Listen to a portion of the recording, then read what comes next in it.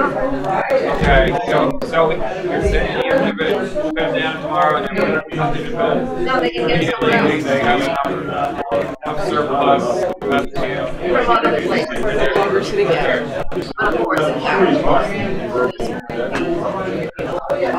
oh yeah. but People breathing on her babies. Well, listen. Oh yeah. Well, not actually paying for it, but you know. There's really no cheating.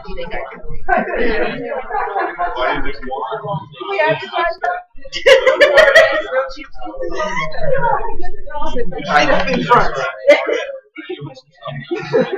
Yeah, we may wish to.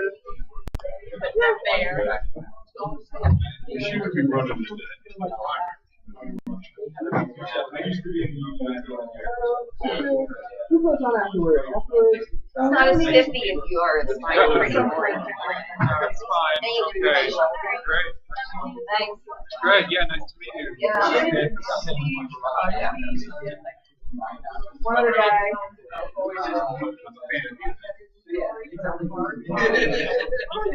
Three up here.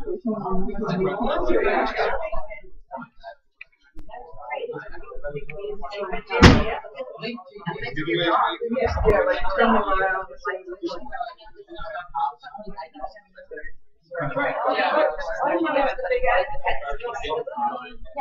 Right. I know.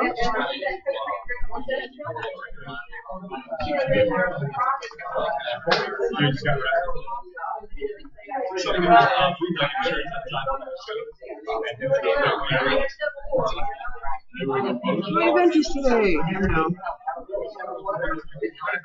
This. So I might.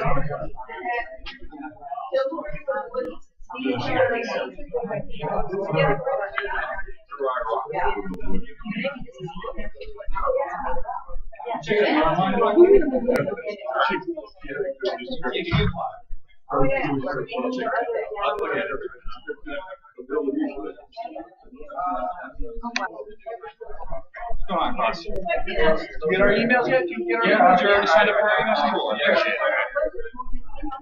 What's going on, bro? Hey, what's up? Signed up for our emails yet? Sure. So are you set? Did you get all your signatures to get on the ballot? I know you mentioned you were going to be running for assembly. Yeah, I'm still collecting signatures. I'm not. There we go.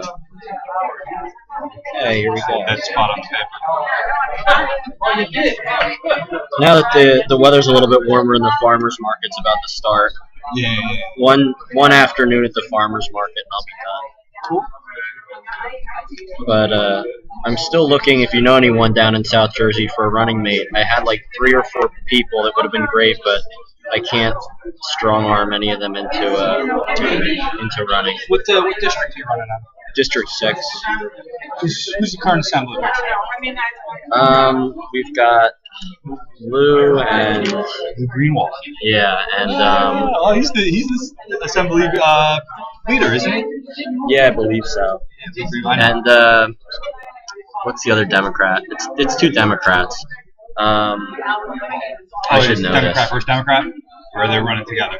I think they're running uncontested. To be honest. Yeah, that sounds like South Jersey to me. Norcross boys. Yep. How do the unions hate them?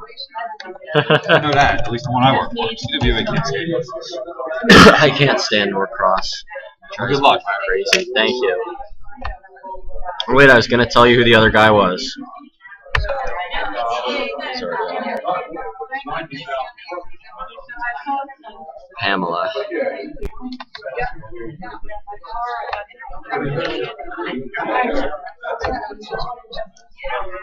What happened to me?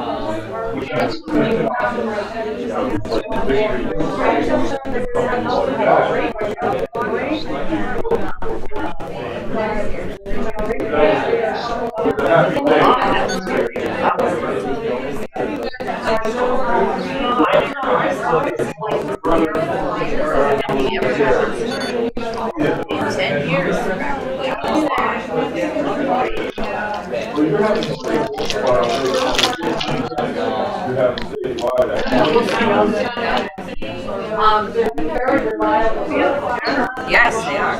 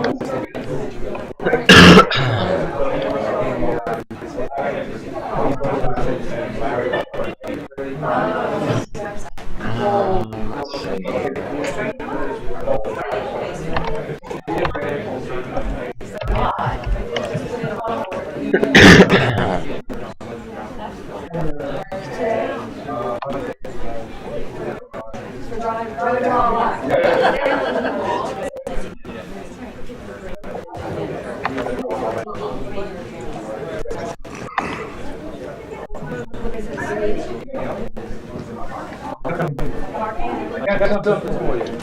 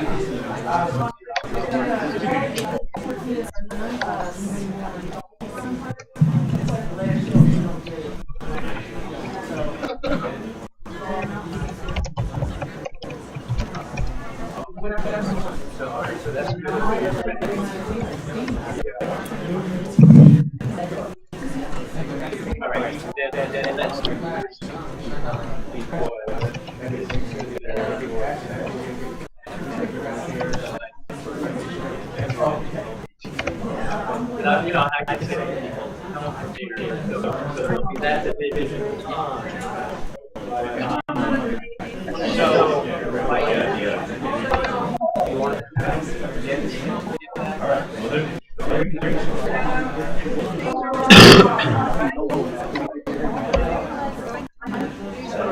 What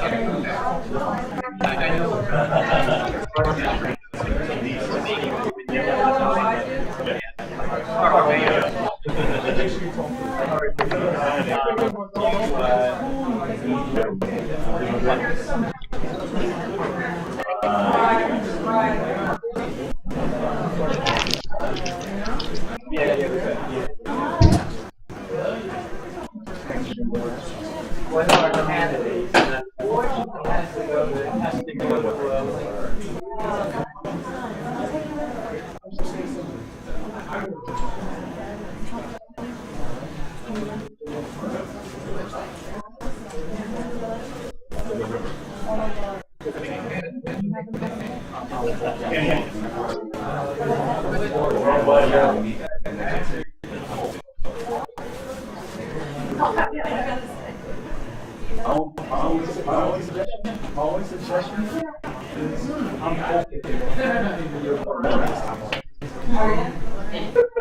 I heard it's going to be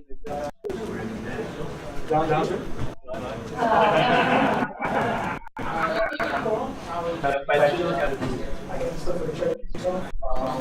Yeah. I'm gonna take the exam this week while I'm on vacation, and just on vacation tomorrow. I think the day off. Yeah. So good, let me know, because we're desperately going to need that. And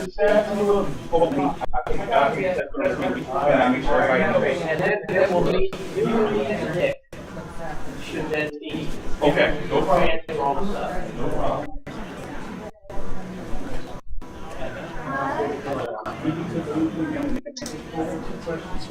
Sure. First one's straightforward. You can get a election committee with you. Well, once we go full,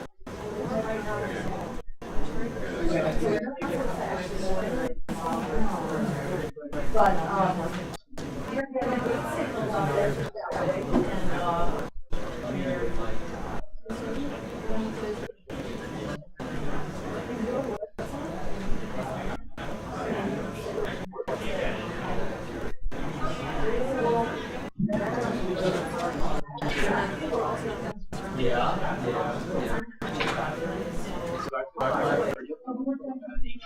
Now, this is my first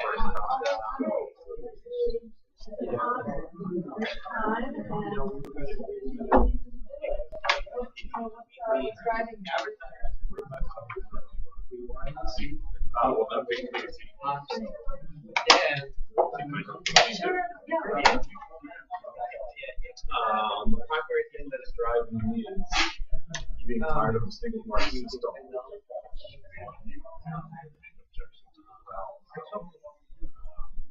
other question I have for you is this: in the last campaign, you would deny access to presidential debates. Whatever happened with the lawsuit on that. I sent you guys a message on Facebook, and like 2 weeks later, you guys are saying the exact reasons I told you. And then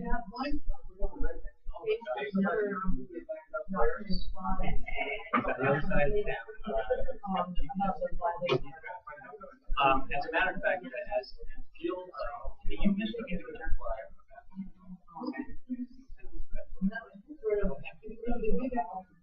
but yeah, pretend on you need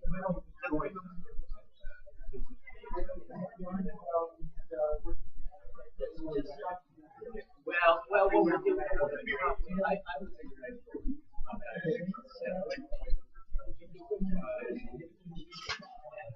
but then if we had, Exactly, that's why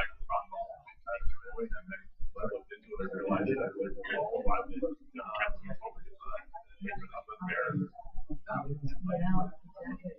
So, is your background, where's your background here? Actually, my background is radio and television production, but currently I work in some other guy. That's why I can't work. Actually, I'm in the South, but yeah, but it's just it. we'll have the whole rest of my You know, it's just more of this. So I just didn't know Seaside Heights. I live in the Legion, how much gauge just outside. I always have to tell people Seaside Heights. If I tell them what gauge, they have no idea, but everybody knows it's Snooki.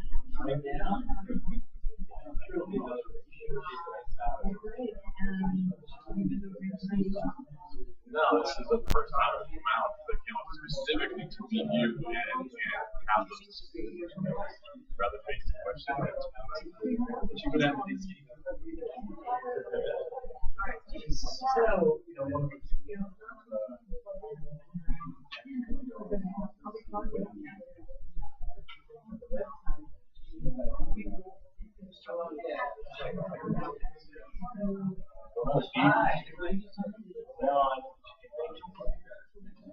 Day before Easter, it's a little rough.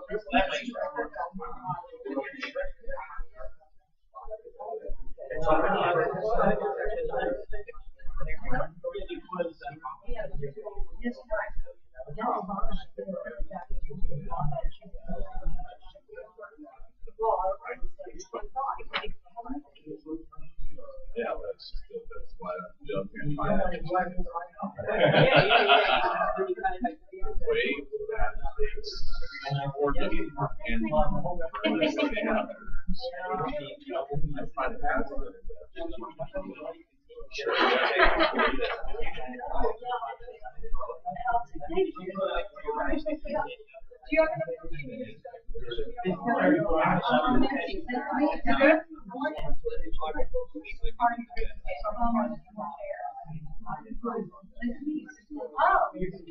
Yes, same.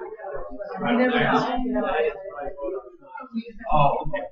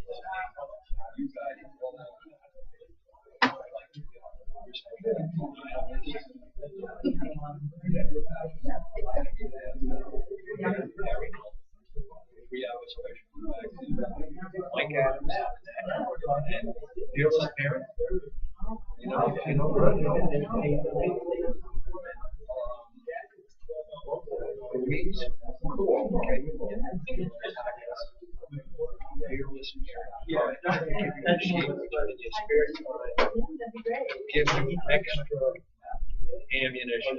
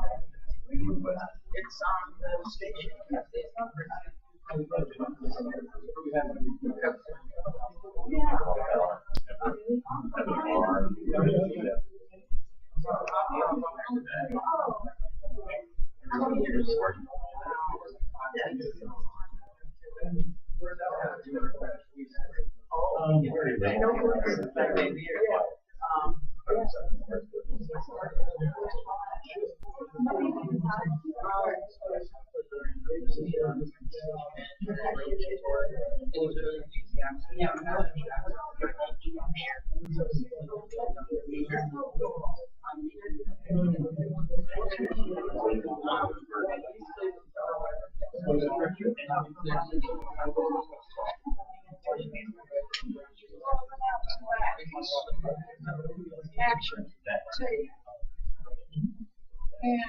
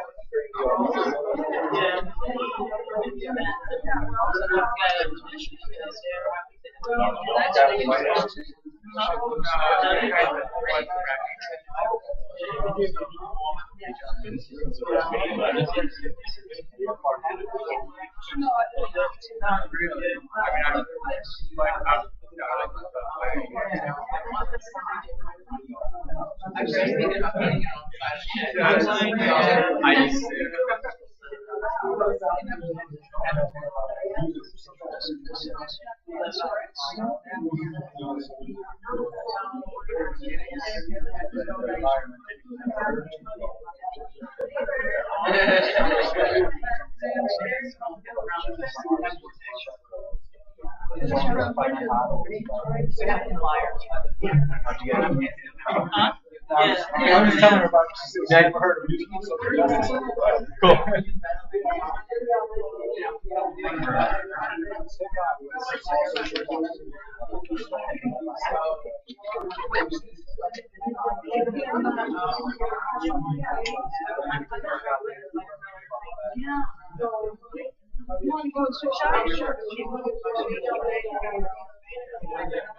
I'll tell you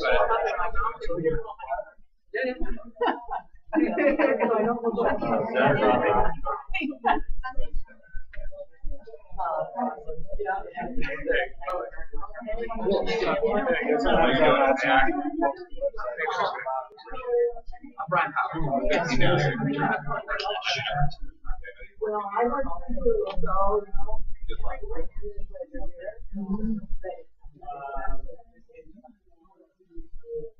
no, I don't. I think he is.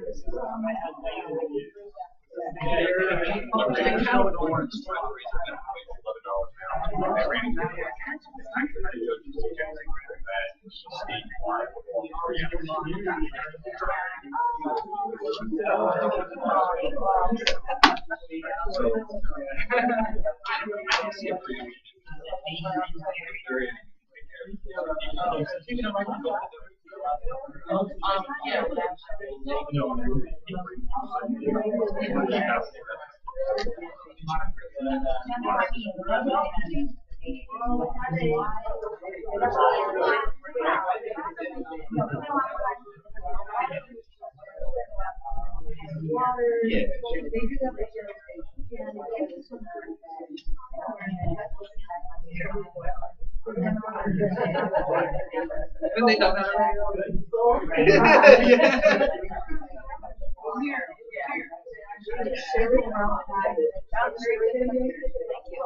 Oh, don't let it know. Oh. There's just so much you can say. Yeah. So I know I have been over the years. I think I gave you some money.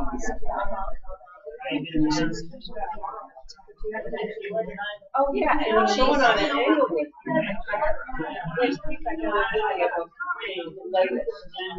They're bringing in activists from state to harass the women trying to go into medical care. And they don't even know whether you're going for a year or a birth control or an abortion. They go to the harass you even if they don't know why you're going in. They harass you and just walking down the street being a young looking woman. Really great story. Chatting down at a board meeting, and they went to the library. I had invited Senator Parker to say hi and to see what's going on in Clinton. And I'll try. Trust me, right here.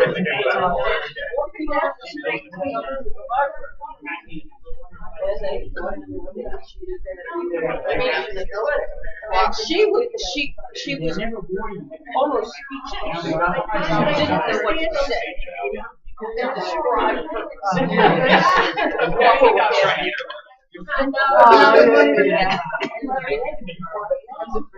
oh my God. So, I'm really glad that she kind of had her fill of it. Delusion. And women's rights are sacred. Like at the time I was an entry, at first we had defunded without saying that, that's what I do. Now he did.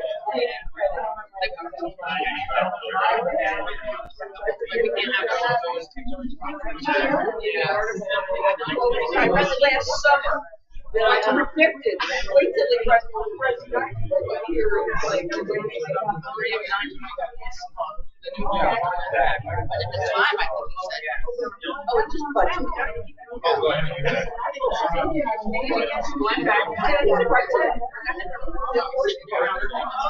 And he's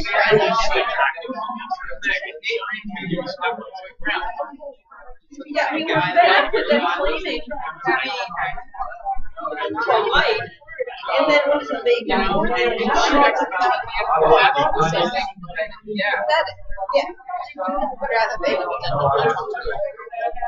Right, if you have no money, fine. And they talk to you about personal responsibility.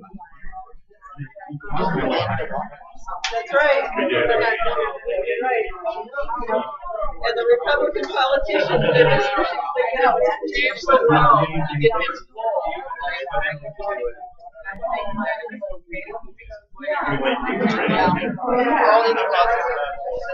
yes.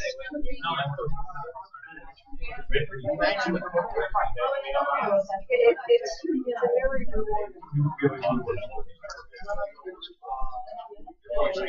it's such a last Sunday I got to speak at university.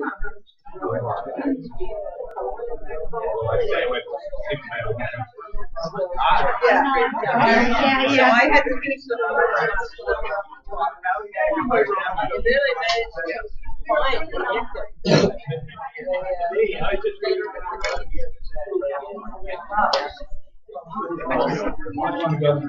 Oh boy, what's going on with this?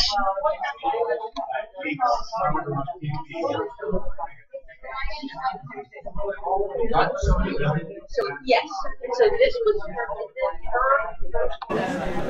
So I gave her so much credit. Yeah,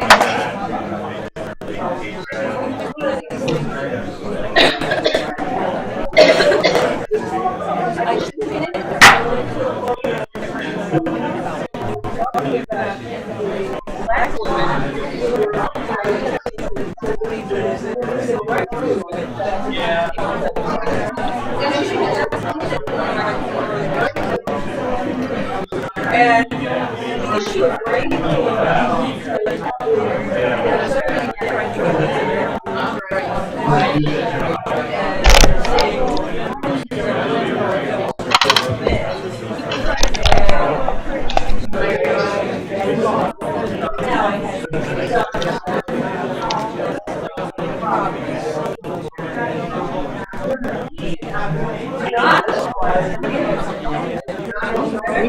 Just a minute, meet them and choose. Oh, you were at the New Year's thing. I had puffier hair back then. Right? Yeah. Well, Spencer's house? At Steve's house. Steve, yeah. Oh, okay. Hi, I remember. Yeah, I remember. Food Jill's stuff for me too. Can I get a shot of the two of you? And just, Sure we thing. didn't get a chance to go that night. Yeah, your name's Kevin. Yeah. Okay, yeah. I checked out your show. It's nice to meet the supporters here. That was really cool. Thank you very much. Yeah, that was really cool. And Jimmy Brash. I had no idea who Jimmy Brash was. Oh, yeah. And he had to leave. But he told me, I'm like, who is this guy? I don't know. I couldn't find his name on any of our stuff. And there he was standing in front of me, and I heard the name. I'm like, oh, that's you. That's bugging me because he typed his name in, all small letters, with the dot in between. And I didn't know what to do with that. I couldn't find him anywhere. So now we know who he is. Yeah, now he's running for state assembly, so That's he'll awesome. be around. Now, they said somebody was here from a TV program.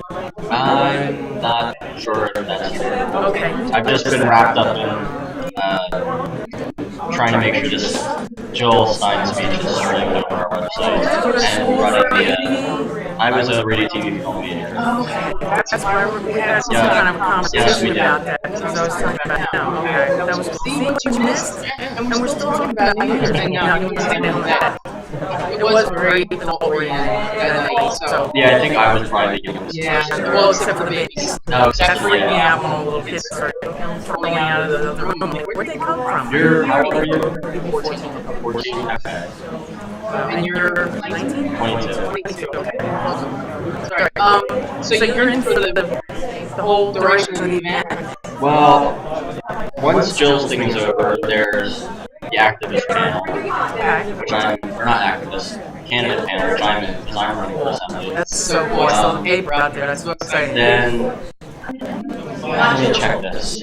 I think I have to run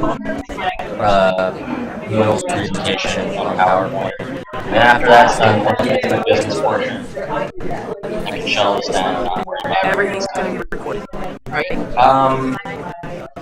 Well, everything from this point on, I missed Riverdale because I forgot it was on, but everything else is either broadcast or recorded, so it'll all be available.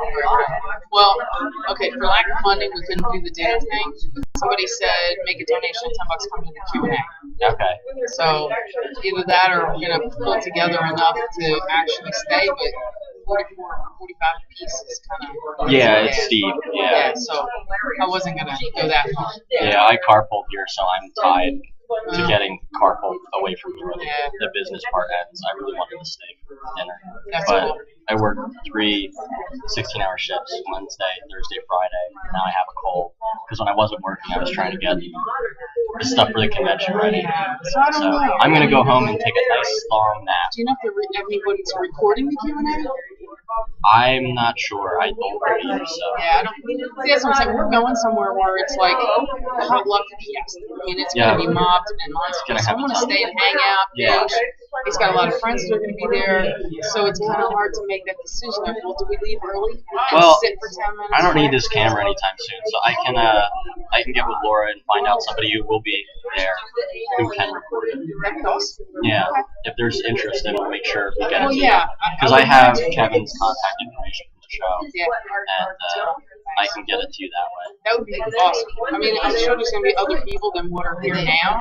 So, I mean, I'm interested in the variety of questions they're going to be asking because I'm going to, myself, I want to like look at some of how she sits in certain positions and stuff. So, you know, but nobody seems to be bringing those things up. So I'm curious, but I don't necessarily want to, like I said, rush out of there just to go and ask one question. Especially, she said she's doing a show.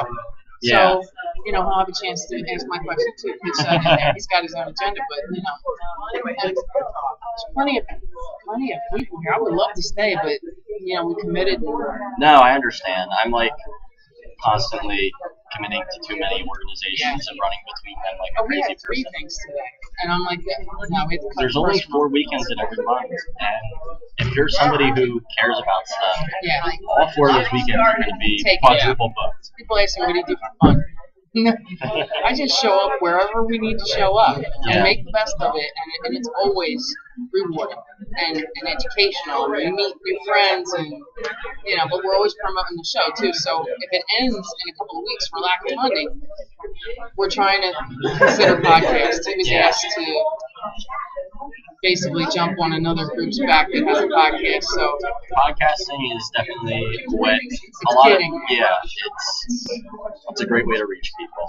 Yeah, but it's only people who specifically, number one, have access to the internet. And who are interested in it. You're Have not a going to computer, have right. stumble upon this. It's interest driven, right? Anybody can turn the radio on in the car; they're going to hear anything, and Yeah. so we'll see what happens. That's the challenge But of TVs? all things, all media being consumed today, is that people don't find things the way they used to because people know what they want and they go and get it, and there's not really as large of an audience just sitting in front of a radio or a TV flipping through channels. That's not the way people consume media anymore. Well, we've talked about TV with a couple different people, so I would think that would be a step up for radio. Plus, all that is recorded. You can put that on YouTube. So why just do a YouTube? Yeah, doing both is the way to go. Yeah. See, where do you guys live in New Jersey? You could always try to sign up with Princeton TV, like what Nick was talking about earlier, and shoot the show there. That's a good idea. I like And that. get it aired. If you do 6 episodes, Princeton TV will air it. It'll be on an actual television channel, and then they give you the hard edits which you can upload to YouTube. So, yeah, I think we really need to look at that. And I'm going to check it out. Thank Yeah, you. I'm really glad to see you again. Oh yeah, glad to see you too. I left all my stuff in the corner. I called you and called. Nice to meet you, man. Yeah.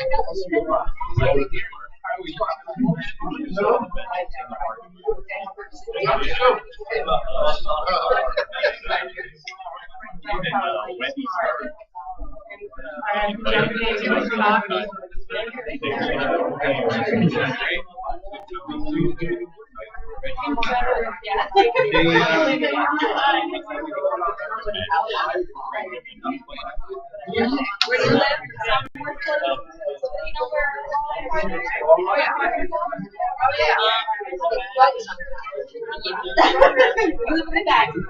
Oh, good. How wonderful. Yeah.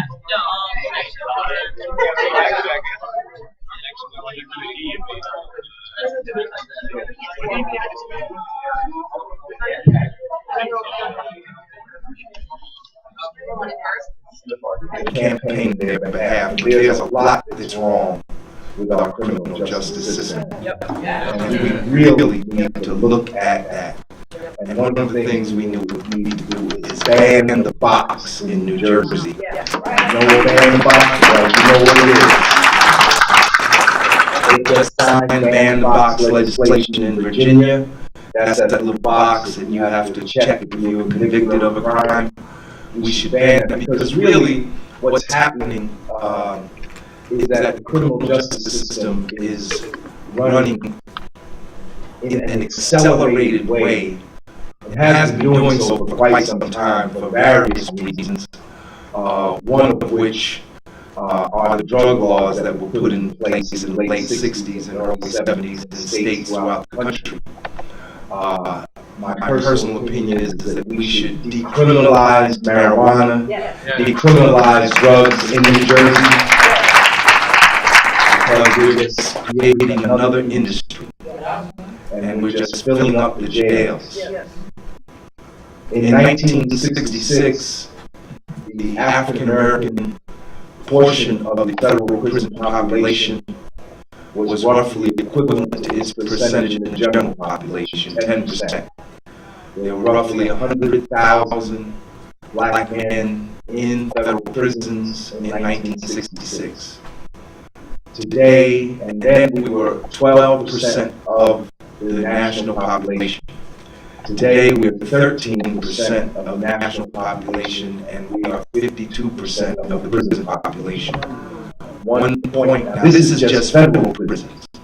1.6 million black people are in the federal prisons. That's over half. New Jersey's state prison population is 70% black and brown. And it's really heart-wrenching to go and see the conditions that are in these prisons. I have been in the prisons. I have visited people there on numerous occasions, and it's awful what's going on in our prisons. In addition, Michelle Alexander has written a great book, The New Jim Crow, and she is to be commended for that work, that contribution to our progressive literature in this country. But really, this is my humble opinion, Jim Crow is too kind a term for what's going on in the prisons of this country. If it was only Jim Crow, we could do to it what we did to the real Jim Crow, to the other Jim Crow in the 50s and the 60s. What's going on in our prisons today is modern day slavery in its worst forms. And something must be done. It's not only the wages, it's the fees. And beside the drug laws, the other thing that's driving the increase in prisons is the profit motive. 75 years ago, you couldn't have convinced anyone that there would be privately owned prisons in the United States. Now we have privately owned prisons and juvenile detention centers. If the facilities themselves are not privately owned, the services have been privatized, and they're rolling all these fees onto the prisoners even after they come out. They're burdened with these fees, costs that have been attached to their prison terms that they must pay back. And what we're doing, we're not just reinforcing the class system in the United States. We're creating a caste system where people see in the class system, at least there's supposed to be some mobility between classes. But in the caste system, you in it, and your grandfather was in it, and his son, and his son, and that's what we're doing. We're dooming people to the lowest levels of society. Because once that's attached to you, there are jobs that you cannot get, there's services you cannot avail yourself of. It's terrible, and there's really almost no way out, and there's no wonder why we have such a high rate of recidivism in the United States. So I know the Green Party has taken this up, and I hope you will continue to take this up. And it's just from the bottom to the top, the system is corrupt. It's not a criminal justice system, it's a criminal injustice system. It's a criminal penalization system. And it should be transformed, but I am certain that it won't be transformed until we fundamentally transform our entire socioeconomic system, because that's what's driving all of this. We don't just live in a capitalist system, because at the risk of being cast out of the radical church, I will say that I've lived long enough to see that even amongst capitalist countries, there are differences. They're not all the same. I'm not advocating capitalism, I'm just making an observation. The way prisoners are treated in Sweden is very different from the way they're treated here in the United States. We're not just in a capitalist system, we're in a rapacious, moral-bound, fascist, police state capitalism. That's what we have here in the United States.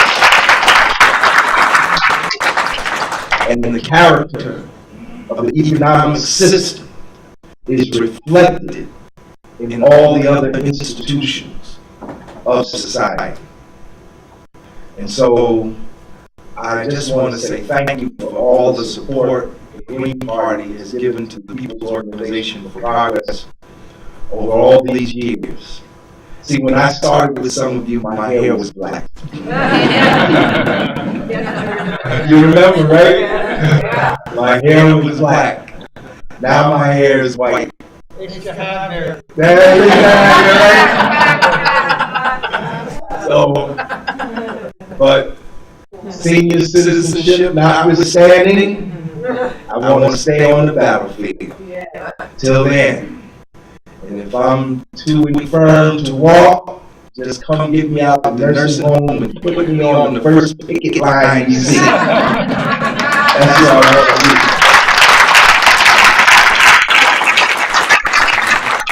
we do have something coming up, and I'll stop with that. We have coming up, and I'm sure the Cal Day has already talked about this. Maybe Madeline mentioned it. Actually, we have a couple of things coming up. Two that I'll mention to you. On Monday, April 13th, there will be a program that the People's Organization for Progress is having at Bethany Baptist Church. We're having a dialogue between Cornell West and Larry Ham.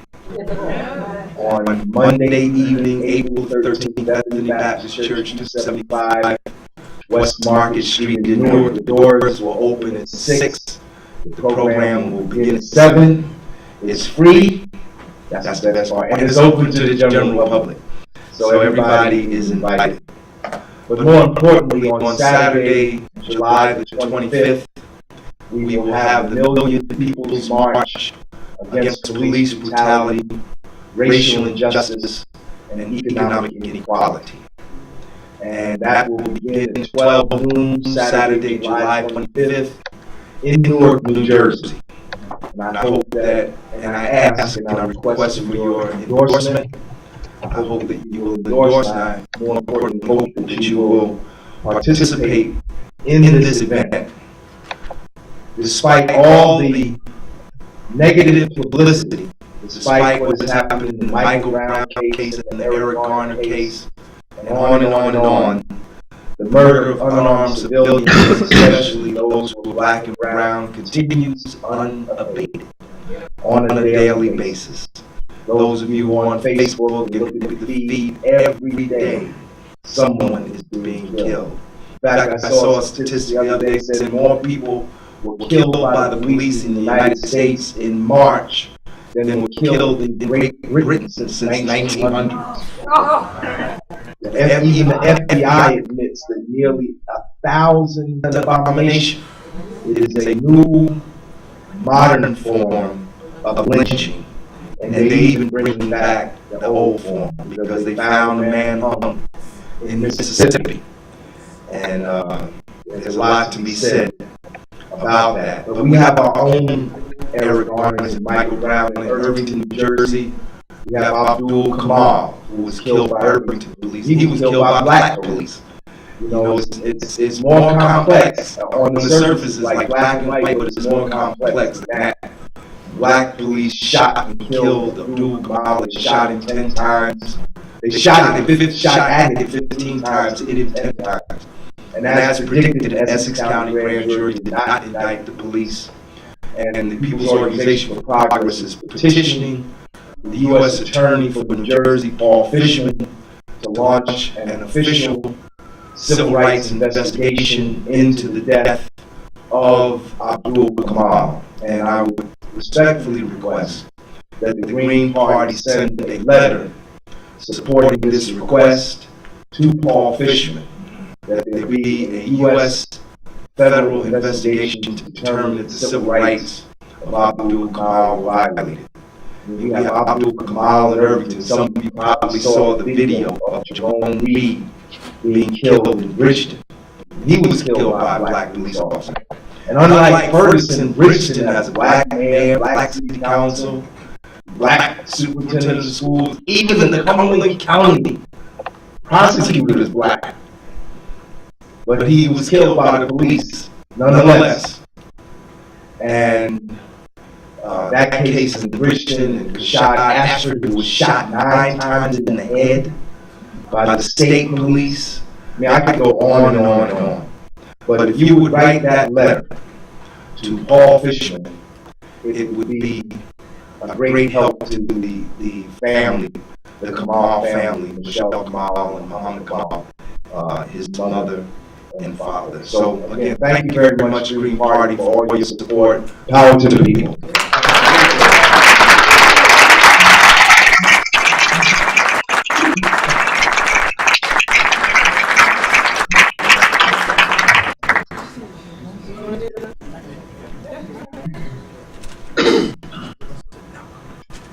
And now please welcome Steve Butler, who will introduce our campus partner.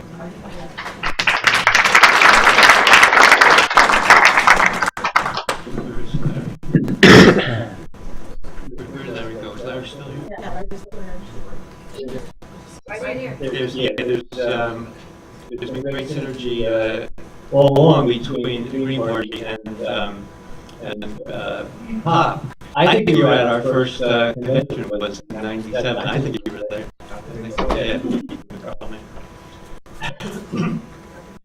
Two scenarios I want you to imagine. The first one has to do with Mitt Romney. You know, in 2012, our Jill Stein was not allowed to participate in the debate.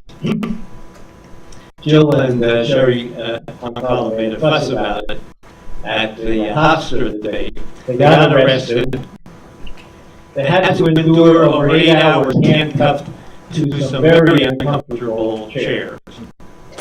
But in the gubernatorial race of 2002 in Massachusetts, the rules were very different, and Romney had to face Jill on stage.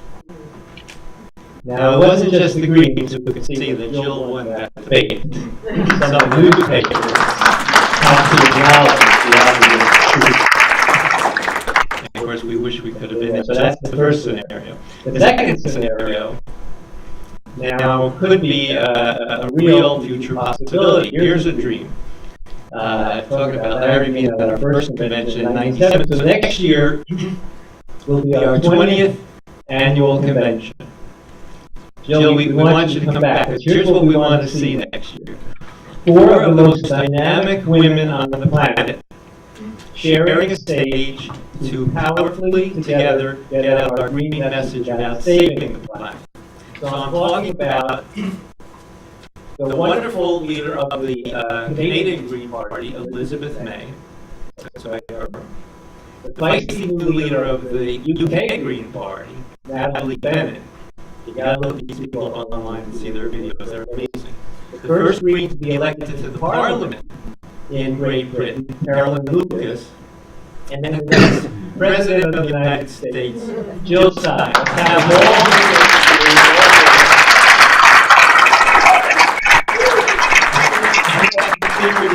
All of us saying that we were so impressed and grateful for your efforts on behalf of our party in 2012.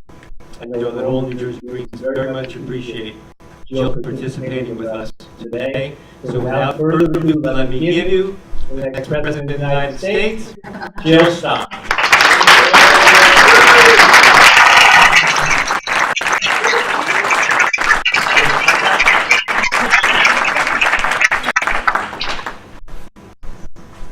Thank you, Steve, for those kind words, and thank you, Larry, for those inspirational words. And this is an incredibly exciting moment. It's really exciting to be here today and to see what the New Jersey Green Party is about. That it is about supporting things like the People's Organization for Progress and supporting minimum wage for prisoners, that it's about supporting living wages for workers, that it's about supporting clean air and clean water in a climate that we can live in. It's really, I've met here today people who are fighting the endless, ever-expanding wars, which are progressing not only to all battlefronts. Everything is becoming a battlefront overseas, but our communities have become battlefronts as well.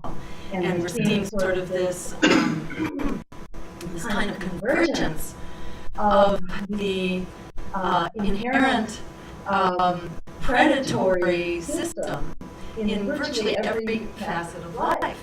But at the same time that that's happening, we're seeing this incredible movement for democracy and justice, really a movement of movements that is sweeping the country and sweeping the planet. And people are standing up and rising up to insist that we must have an America and a world that works for all of us. And I think the silver lining behind sort of the desperation of this moment right now, the silver lining is that it really it forces us and it enables us to come together around the broader issues of democracy and justice and racial justice and justice for workers and justice for indigenous people and justice for the climate. It really forces us to come together, and people are beginning to realize we can't do this alone, that we can't fight these single issue battles, that that's really, it's a hopeless case. As an organizer myself, I came out of the, really the healthcare community, and then quickly moved from healthcare to what's driving this health crisis, observing, you know, in the clinic and in the community, these skyrocketing rates of asthma and cancer and learning disabilities and heart disease and diabetes. You know, this wasn't just happening because our genes changed overnight, something was going on. So, you know, to me that was a heads up as a healthcare provider. It wasn't okay for me to sit there in the clinic and just kind of give people pills and push them back out to the things that are making us sick to start with.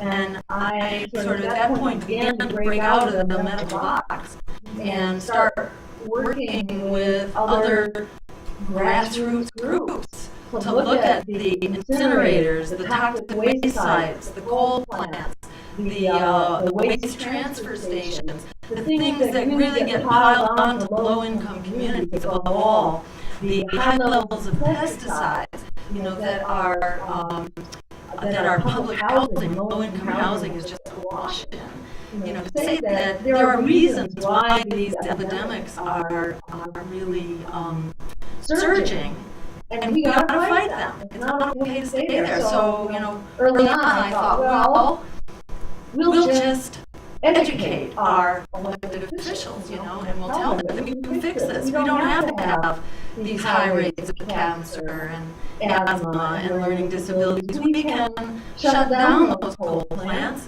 and, you know, create massive employment programs in clean renewable energy, in solar, in conservation, in wind.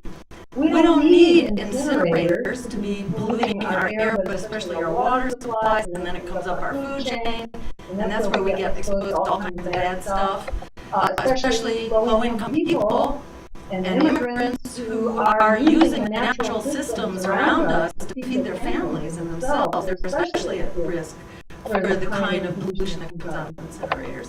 You know, and we don't need incinerators because we could be designing products for life cycle, but we could also be recycling them and create lots of jobs. And, you know, for me that was a wake-up moment, was to go to our elected officials and see that they didn't care, you know, that we could do things that would put people to work in good living wage jobs, at the same time that we clean up our communities, especially our low-income communities of color, the ones who are most burdened with this toxic poison, and that we can improve our health kind of all in one stroke. And it pays for itself because it generates a lot of jobs and it creates a solid community-based economy. And I discovered it didn't matter, you know, even though it was mother than an apple pie, they didn't care. So that was my kind of wake-up call, that this has to be a, it really has to be a joint campaign. It has to go outside of the box. We're not going to get there by asking nicely. Just by asking nicely for living wage jobs. It's not going to happen by asking nicely to dismantle the criminal prison state, which is what we really have. We need to undo it. We need a system of justice based on restorative justice, not this criminal justice, which is really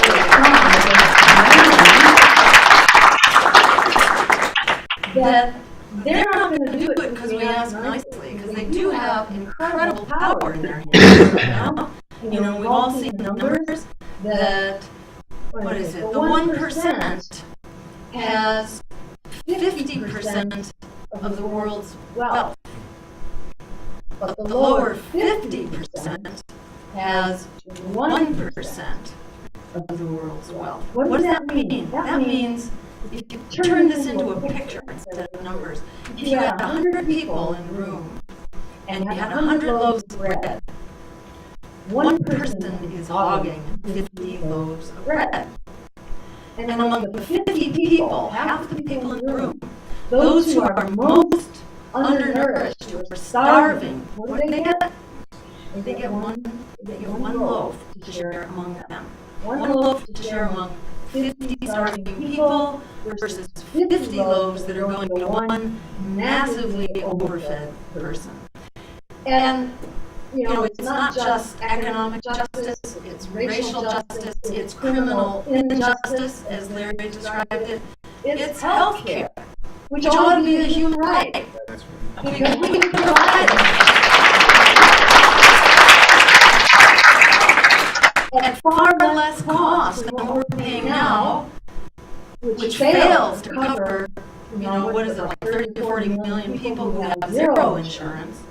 Most people who have insurance are terribly underinsured. And the truth about Obamacare, in Massachusetts we call it Romney Care, and we've had it for, like 6 years now, so we've got the numbers. You feel good because you got a piece of paper until you get sick. And then you discover that it's got enough holes, to drive a hearse through. And people who are actually really sick under Obamacare and Obamacare say that it's even harder getting care now than it was before because we've gotten rid of all the safety nets, and the free care and the things that used to be available. They're not anymore. Not that Obamacare doesn't do some good things, but we could have done some good things without giving away the store to the insurance companies, the pharmaceutical companies.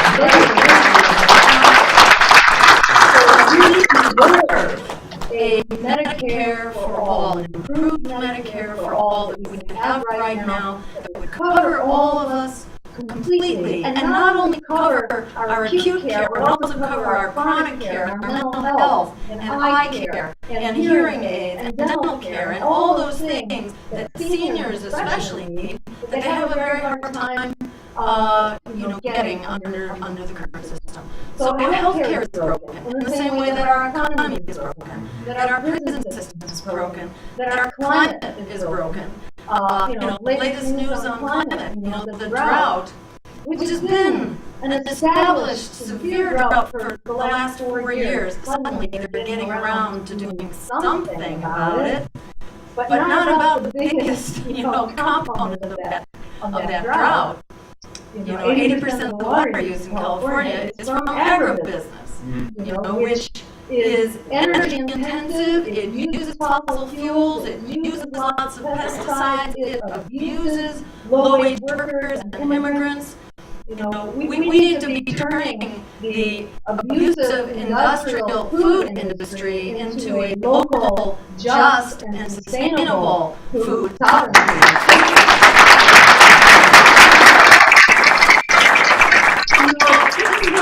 In Cuba, in the early 1990s, people haven't heard very much about this because it's kind of kept under the rug. But, Cuba has always had a fabulous healthcare system. Their healthcare system didn't change during the time.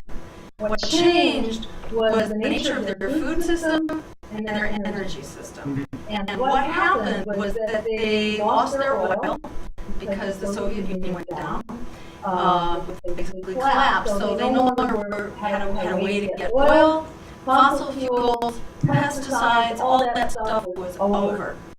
Overnight, they had to convert to a community-based, sustainable agriculture system, like community gardens, which there's been an incredible tradition of in the African American community going back to just after the Civil War with George Washington Carver.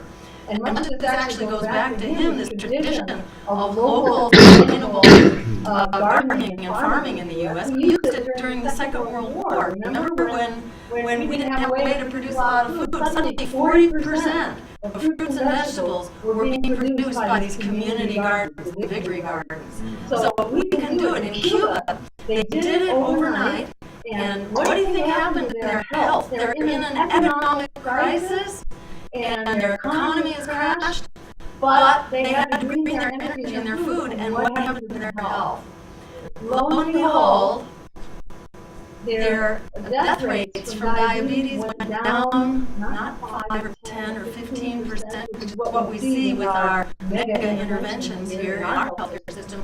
It went down 50%. Death rates were cut in half just because their diet changed. They changed to a more plant-based and sustainable, local, fresh food system. Their death rate from heart disease and stroke went down from 25 to 35%. That is, it went down immeasurably. I think it was 25 for heart disease and 35 for stroke, something like that. But these are phenomenal, profound numbers. Their obesity rates went down by 50%. Because all of a sudden, they were out using bikes and walking, they didn't have their cars, they weren't breathing pollution, and they were eating really healthy, local, sustainable food. And how much did they spend on this? Right? They spent $0 on this to achieve a health revolution that we can't get. How much do we spend on healthcare? $3 trillion a year. We can't come anywhere close to it because we have a sick care system. We don't have a healthcare system.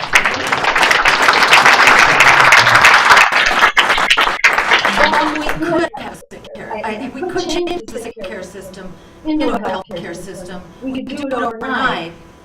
When my husband went to register for Medicare recently, and he said like it took him 5 minutes, because it's a really simple, streamlined, single-payer kind of system.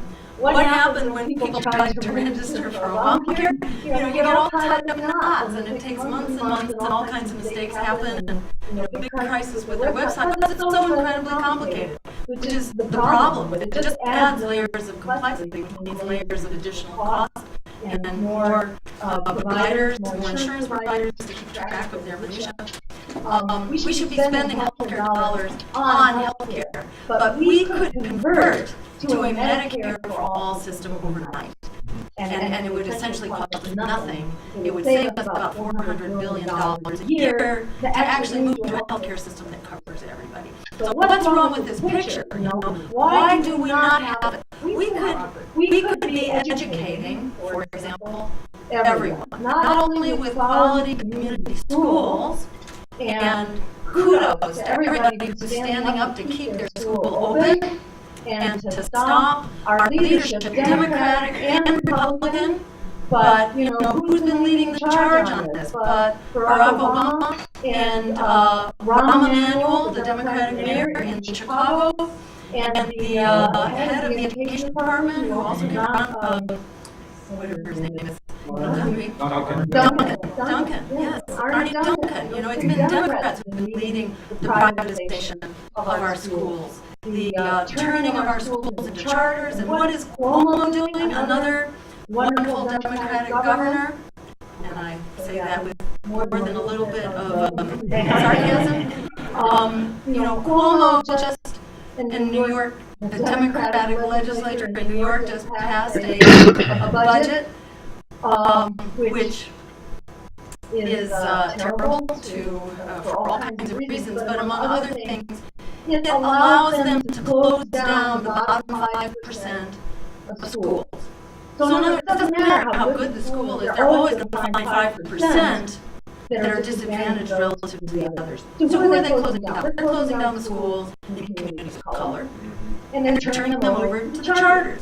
And who are the charters? The charters are an investment of the hedge fund industry, which has worked out a way to get all kinds of tax benefits from this. So, what's wrong with this picture? We deserve good, quality, community-based public schools. We shouldn't have a divided system that forces you to go into a private school system in order to have, to have quality education. We need to be ensuring that quality education in our local schools, and we need to provide education as a human right through college for everyone who wants it.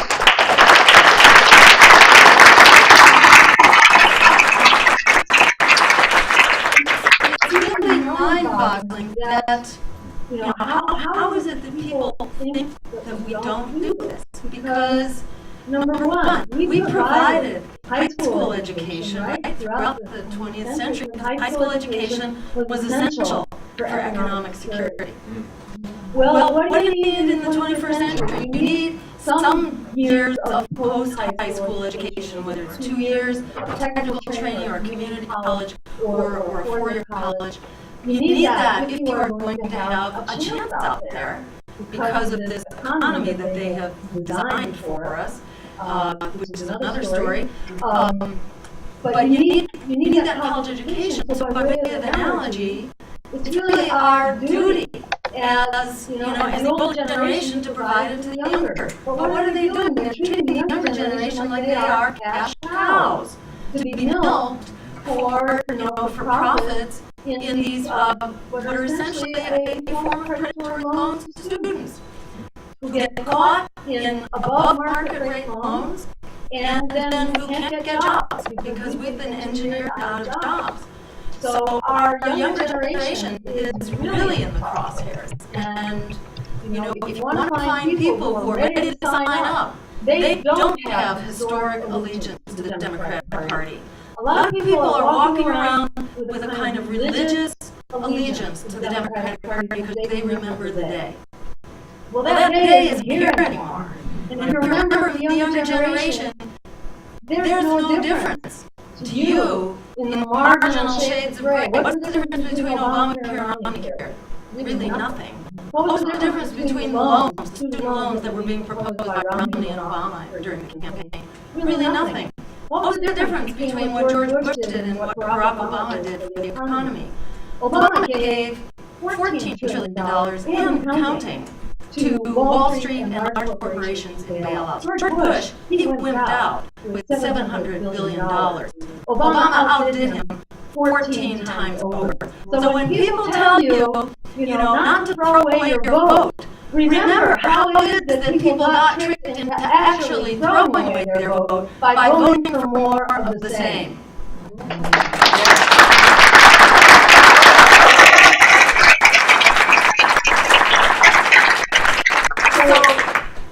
To conclude one point, which is that there are solutions here, and I might mention climate as well, because what was the difference between Drill Baby Drill and all of the above? Well, in many ways, all of the above gave us improved renewable energy, but it's still only 5%. It's a drop in the bucket, and nature does not read renewable energy. Nature reads toxic carbon emissions. That's what the climate reacts to.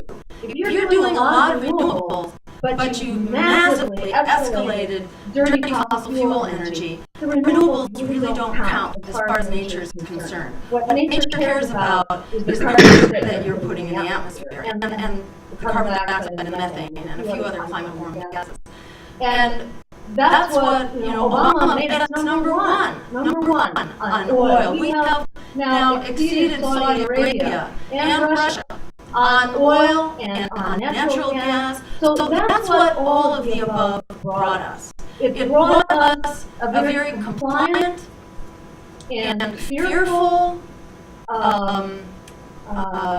citizenry that was afraid to get out and really make waves. We were all being good little boys, not all of us, but out there many people were being good little boys and girls. We saw the collapse of the peace movement. We saw all kinds of things. We certainly saw labor throw in the towel and give, wait, basically wait, line up and wait for something which still has yet to come. Maybe the occasional appointment to the National Labor Relations Board. But as an agency, they can't do very much.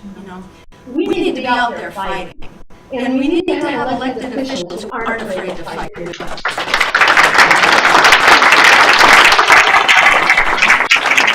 Let's remember, what did we accomplish under one of the worst, most oppressive Republican presidents ever, Richard Nixon? What did we accomplish? The Clean Air Act, the Clean Water Act, women's right to choose. We brought the troops home from Vietnam. There were, we launched the women's movement, the environmental movement. We did all kinds of things that changed history for the better because we were not quaking in fear. But the politics of fear is deadly. And when people tell you, you have to be very careful, don't stand up, there might be some unexpected consequence of your vote. Just remember that democracy needs a moral compass. It needs a set of values. If we're not out there screaming what those values are, we are silent. Silence is not an effective political strategy. The politics of fear is silence. We have to replace that with the politics of courage, because the politics of fear actually brought us everything we were afraid of. The war on immigrants, the war on people of color, the massive expansion of the drug wars and the private prison state, the attack on our civil liberties, the attack on the press, you name it. We've gotten it by the droves under a Democratic president, and for 2 years there was also a Democratic Congress. When they had the power, who did they give it to? It went to Wall Street. Every favor you could imagine was happening to Wall Street. Now we're hearing some nice rhetoric. We're hearing some nice rhetoric out of the White House now that they're absolutely powerless. They're moving to cover their tracks. So that's one thing I just want to drive home, is that the politics of fear delivers fear and delivers everything you're afraid of. The politics of courage is how we actually move forward and get the policies that we need. We're fighting a fight right now, many fights right now. Just about every front right now is a fight. But it's important to remember that while they don't want you to know it, we are winning lots of these battles, especially local ones. We just won the fracking battle in the state of New York, thanks to grassroots activists. We just won the battle in the FCC to keep the internet open and in the public domain. That was huge. We have been closing down nuclear power plants. They have not succeeded in opening new ones, although Obama is trying for the first time in like 30 years. But it's not over yet, and we have been winning the day on nuclear power. We've been building a strong movement against GMOs, and have really given them a run for their money. Vermont now has a law which will make it very difficult for them. Once one state gets it, it's going to be easier in other states as well. We also stopped a war. Remember in 2013, when we had the time, and they didn't have the ISIS campaign going on, we stopped the war in Syria. We stopped it before it started. In that debate that you heard about a moment ago, that debate with Romney, inside the debate hall, where I was saying things like this, like that we deserve healthcare as a human right, that we need to cut the military, put those dollars into our jobs and climate and our schools and healthcare here at home, that we had a right to education, to quality education and bilingual education. Saying those kinds of things in the debate in 2002, those were considered like sort of lunatic fringe inside the television studio where the debate took place. And they fell completely on flat ears. Nobody even wanted to rebut those ideas. But when I walked out of the debate hall, I was mobbed by the press for the first time and the last time, who said to me that I had won the debate on the instant online viewer poll. And suddenly the light went off in my brain. This is a scam. We are propagandized to think that we are on the lunatic fringe. We are not. We are the core values of America. We really are.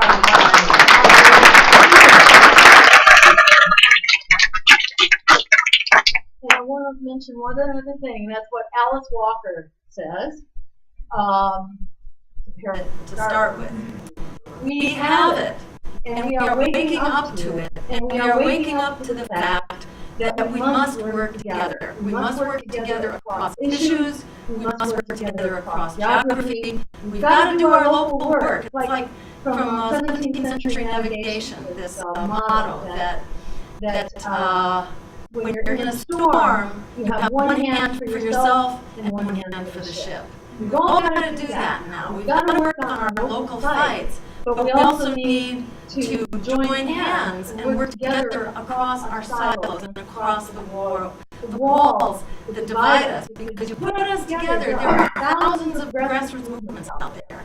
And if we come together around this broad agenda for people, planet, and peace over profit, it basically encompasses what all of us need, and we can begin to become that unstoppable force that we really are. And just a very brief word about the presidential campaign. I've gotten to the point in my life where I almost don't know what the campaign, what's an electoral campaign, and what's a movement building campaign. Because we're all doing all of it all the time. And I think many people are just beginning to discover that we also need a political voice. We have to take our battles for justice outside the voting booth, into the voting booth as well. We cannot just raise the white flag of surrender when it comes to the halls of power. If you stay away from the voting booth, that's what you're doing. And, I'm the first person to agree that it is a very rigged system. But that rigging only goes so far.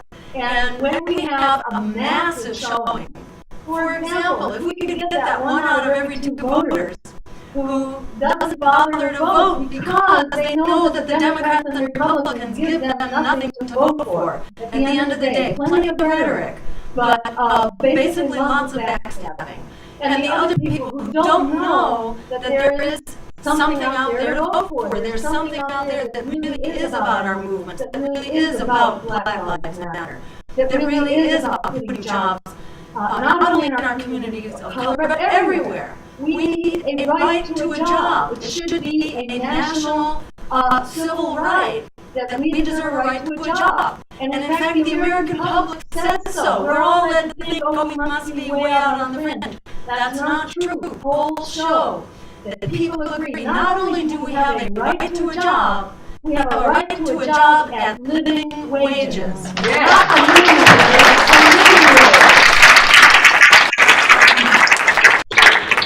So the battle has been won, and that was like the light that went off in my brain when I walked out of that debate hall, to see that, oh my God, people actually agree with us already. We don't have, it's very hard to change people's minds, People don't change each other's minds nearly as much as history changes people's minds. And what I realized then was that history has done the job for us, that the climate has done the job for us, that the economy, above all, has done the job for us. And it's so important to defy that propaganda that we have to choose between the economy, between jobs, and the environment or the climate. There's no choice between them. Either we do them both or we don't get any of them. It's all together. And people get this. It's our media, it's our political parties, and it's many of the nonprofits that are funded by the same big foundations and deep pockets that become very careful about what they can and can't say and keep us locked in the status quo. So this surge of grassroots movements right now that are standing up, that are leading the charge, that are not going to take no for an answer because we know our lives depend on fundamentally changing the trajectory that we're on. Greens have become the only national political party that is not poisoned by corporate money. There are other wonderful public interest parties out there, but none of them have been able to hang on to a national political status. Only the Greens have done it. Why the Greens? When we were founded, the Labor Party was also founded with more resources and more institutional support. But the Greens are still here, and we have ballot access. In the last campaign, I think 37 states, and this time we're going stronger. We're going for 50 states this time.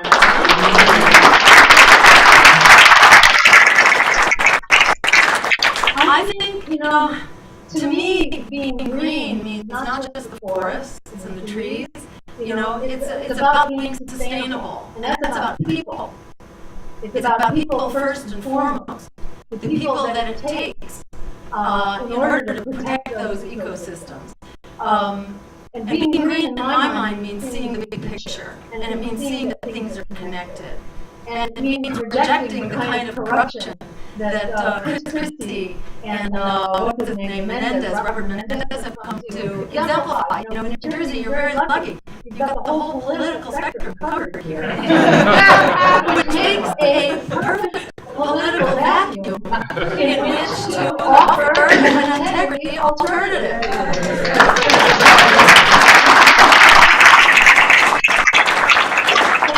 New Jersey is really just the poster child. The kind of corruption we see in New Jersey, it's not like you have a monopoly on it. You may have a good share of it, and it's particularly colorful, but we've got it everywhere. You know, this is happening all over. This is the nature of American politics in this day and age when the Koch brothers can, you know, fork over $900 million and buy themselves all sorts of elections. But this is the time. You know, this is the time. There is a political opening. There's a political vacuum. We saw it in the 2014 election. It was not victory for Republicans. It was defeat for Democrats is what was driving the numbers in the 2014 midterm elections. The Democrats were not able to bring people out. So when people say, oh, you guys are going to steal votes, well, guess what? Those votes have already been lost. And 2014 was the proof of it. So either we're going to sit back and let the Republicans, you know, win the day and let the Democrats be the weaker versions of the Republicans, or we're going to stand up and offer the American public a real alternative that they deserve.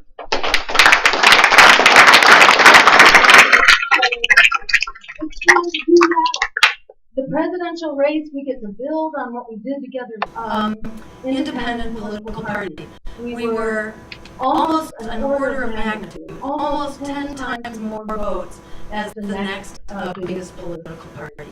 So we've kind of become the vehicle for independent politics. And within that, we see a wonderful convergence of the socialist parties, the red parties, and the green parties that are coming together around an agenda for people, planet, and peace over profit, which is the only way that we can really go forward together. So that we can build on that now. We came out of the 2012 race with that. We can build on that now. And what persuaded me to jump in early in an exploratory campaign was that I was just seeing all kinds of people jumping ship from the Democrats, coming to the Greens with incredible resources and skills, saying, I just can't work with Democrats anymore. People like Dennis Traynor, in fact, this is his first political campaign. So thank you, Dennis. And I want to give him a round of applause.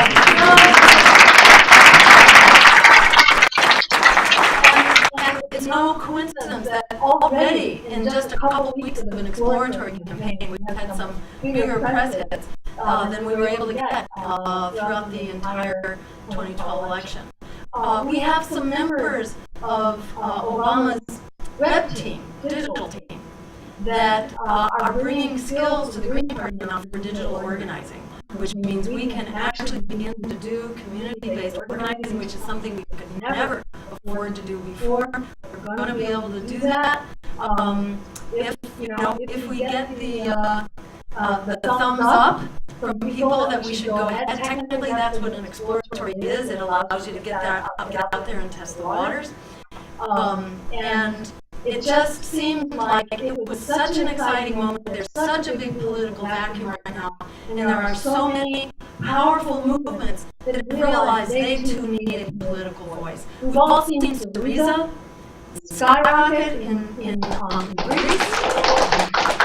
Sweden was running at 3% in the polls 5 years ago. They are now the predominant party, 37%. By the way, 4%.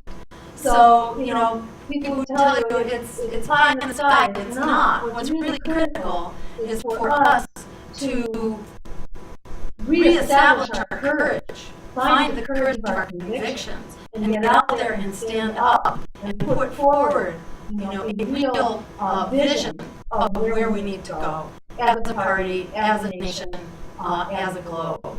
And this election just sort of presented itself as, you know, as a heaven-sent opportunity that this political vacuum has opened up at the same time that so many of the movements have escaped the stranglehold of the corporate political parties and are saying that they need a political voice. In the same way that Syriza was initially a street campaign.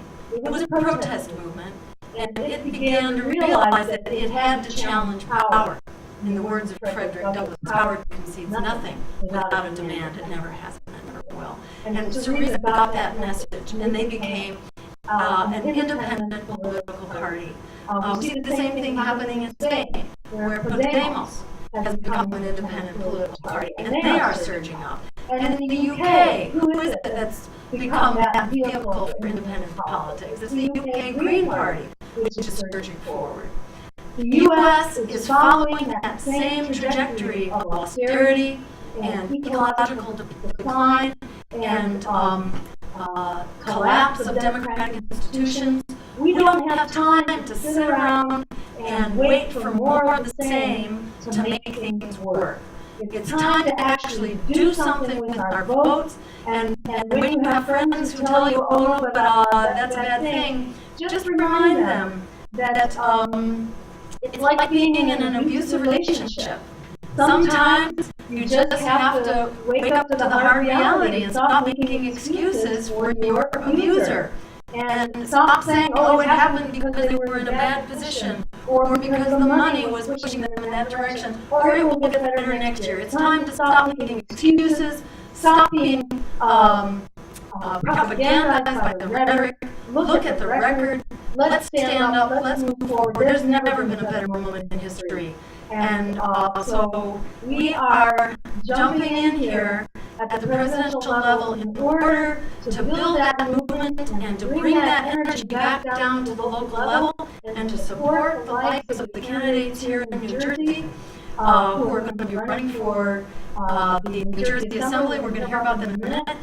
But I wanted to give you a big thank you for this, and also to let you know you can connect with us now. You can go to jill2016.com and you can sign up to volunteer. You can, in all kinds of ways, you can donate at the website. If you are so moved, you can make a donation today. Early dollars are incredibly powerful. They help us really raise the bar for the party all over the country. They help people know that the Greens are a credible force, that we're here to stay, that we're building on what we accomplished, where we really emerged as the independent voice for a politics of integrity and a voice for a real politics of change and for the social movements to give them the power that they need inside the voting booth as well as outside. So we're ready to do that, and welcome to the team, and let's get on board and hold on to your hat. It's going to be a wild ride.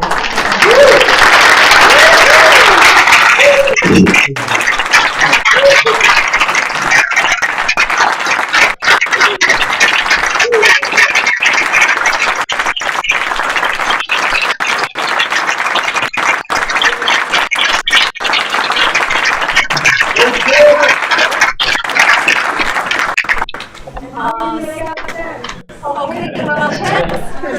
You make out the checks to Jill Stein for president. You don't have to say exploratory, it doesn't matter. It all gets reported to the FCC anyhow. And same rules apply. You cannot be a corporation. And also for our campaign, you cannot be a corporate executive if you hire a lobbyist. That's where we draw the line. Because if you hire a lobbyist, you have a conflict of interest. So we, in order to stay a clean and green campaign, I'm sorry, all you lobbyists, and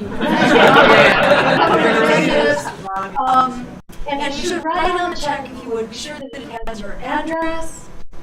This is for FEC reporting, and your employer and your occupation. And if you're retired or unemployed, just say unemployed or retired, which is fine and describes lots of people's positions these days. No shame in that.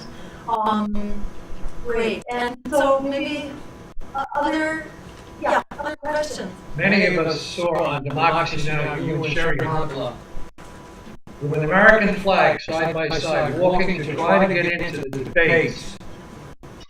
Subsequently, you and she were shackled for approximately 8 hours to metal chairs. Have you or Sherry ever been compensated in any way for that objectionable injustice? We have not, but we're not, it ain't over yet. And there's actually a case that we are participating in now. This one is actually against the Commission on Presidential Debates to force them to open up the debates so that the American public can actually hear about and from any candidate who is on the ballot in enough states to potentially win the election, to require the Commission on Presidential Debates to actually have inclusive debates. So that's kind of where we're focusing right now. We haven't had the time to pursue the violation of our civil liberties, which I think is important, because for every person who gets hauled off to secret dark sites and gets subjected to cruel and unusual punishments, to let that go unpunished is a danger to all of us out there. So, we should be taking all of that very seriously. One quick announcement, I'll be passing around a sign-up sheet if you'd like to get about one email a week from the campaign. That's about the frequency of the emails coming from the campaign right now. You can include your name and your email and zip code as all this form questions. And it will help you spread the word, because it will give you tools that you can then pass out. We're on Facebook and doing social media and really beginning to build the groundwork for the campaign. Any other questions, comments? Yeah. Does the reporting have anything on our policy? Yes, great. And thank you for mentioning that. And I gave that short shrift. I'll be quick here. Yeah, I mean, we think we need to go back to the drawing board on foreign policy. That our foreign policy is basically a series of war crimes right now.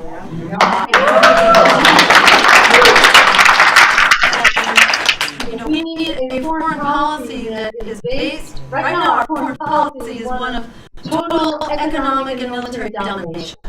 That's what we are doing. We are opening battlefront after battlefront, creating campaigns of fear here at home to try to cow the American public into supporting these horrific wars that make things worse, that definitely make things worse.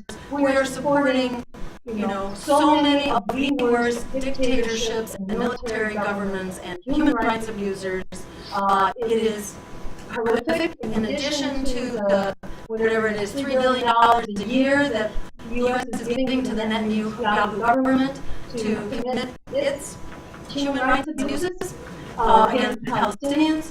We are also seeing Obama just opened up the arms aid again to Egypt and the military dictator who's in power there. It's just case after case. It's definitely making a terrible, it's digging us in deeper. And here they are now trying to goad us into more wars in Syria, in Yemen, the ongoing wars in Pakistan and Iraq, threatening, saber-rattling against Iran. These are really quite unthinkable given the track record of this policy, which has cost us $5 trillion just in Iraq and Afghanistan alone. over 1.3 million lives, according to the IPPNW, the International Physicians for Prevention of Nuclear War, that just released a study on this. Over 1 million people killed, largely civilians, like 90% civilians. So these have been a complete disaster zone. We need a foreign policy based on international law, human rights, and diplomacy. That's our way forward.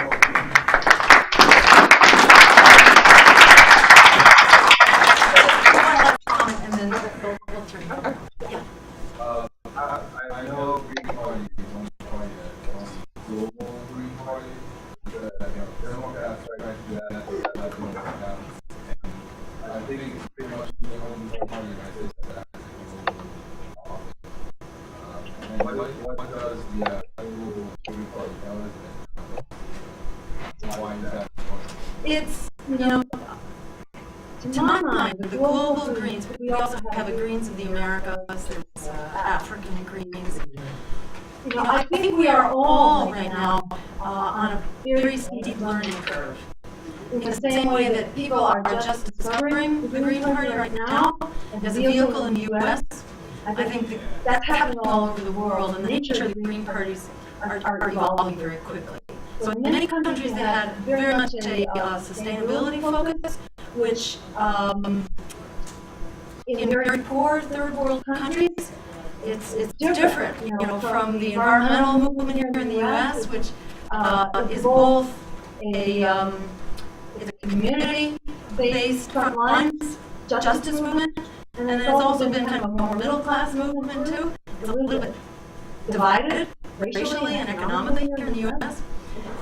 In third world countries, in my experience, the Green Parties tend to be more populist, and they're about food and water struggles and struggles to maintain land and food sovereignty and things like that. So the Green Parties world over have different focuses, but there's a very active dialogue going on right now. And what we've seen in the U.S. is that the party has become very much a convergence of justice movements. We've become sort of the main umbrella for movements for justice, for social and racial justice, and economic justice, and climate justice. And they all kind of come, and labor justice, and you name it, women's and LGBT. The justice movements are convening within the Green Party here in the U.S. And from what I'm able to see, in my perspective, that seems to be the direction that the Green Parties are moving globally. And what the Greens, to their credit, they see that we are all interconnected. So we have to fight these battles together. We have to do them across the silos that divide us. And ultimately, we need a world that upholds principles of justice and peace and people over profit. The same things that are driving our crisis in the U.S. are driving crisis globally. So the global Greens are an effort to begin to move forward on that front. So with that, I'm going to turn this back to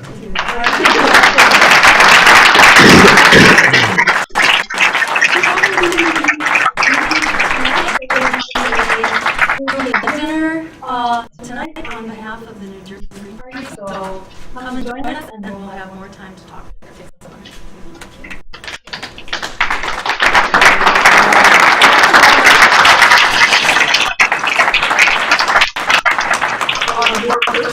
Those are actually the reason I'm a member of the Green Party, because it was through your 2012 campaign that I, first learned that they existed, and then went and read the platform and learned that I actually already thought most of the things that were in it. So as you say, it didn't take any convincing.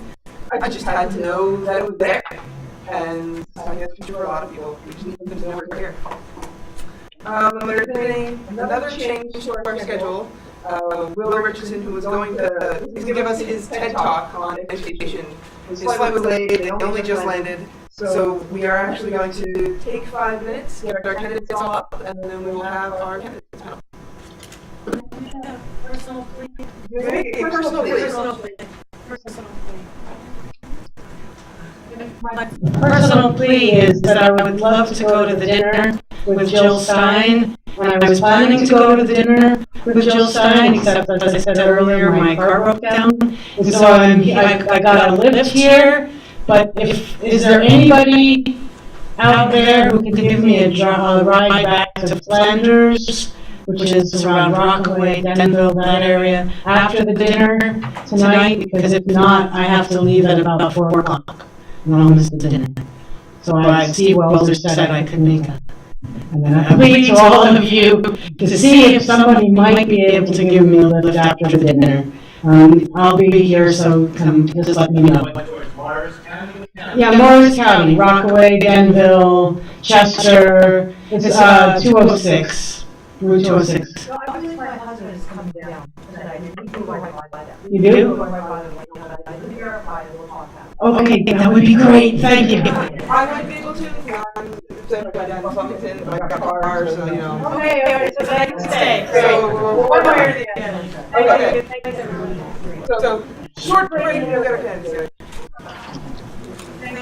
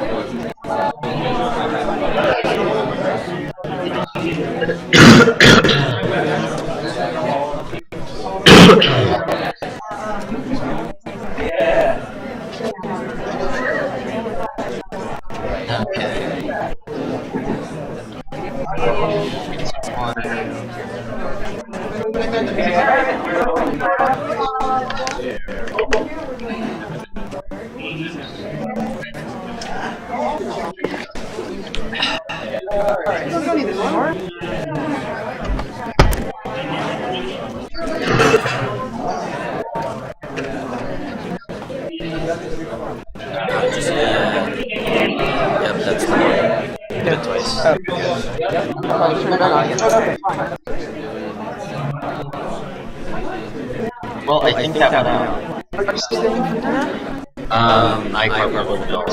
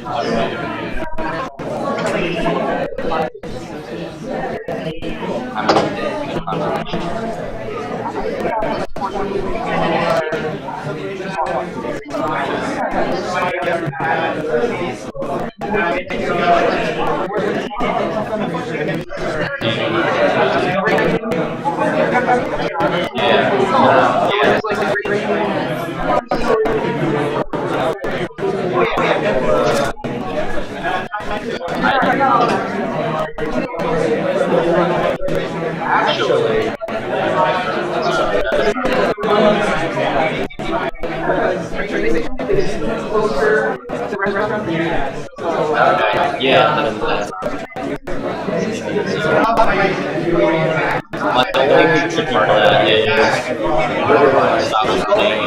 9 o'clock, and that's the line I need to take a return to Canada. So let me figure that out.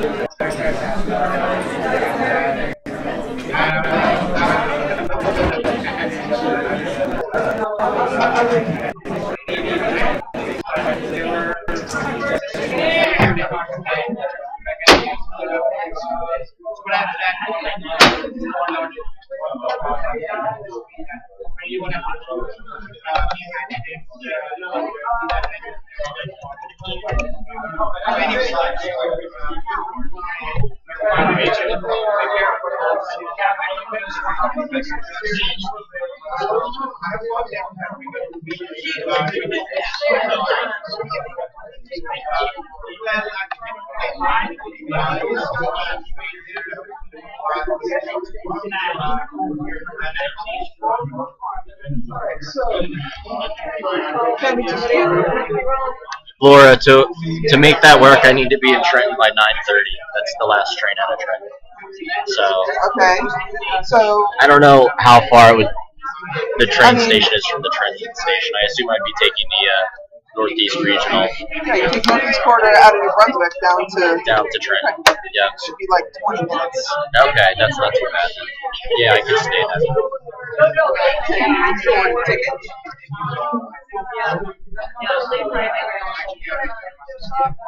The answer is no, but whatever. Yeah, I'm kind of saying, like, can I afford it? I paid my taxes this month, then I'm probably going to have to overdraft, but I mean, I guess. It's my answer, too. So, what, you're on this one? Are you on this one? Yep.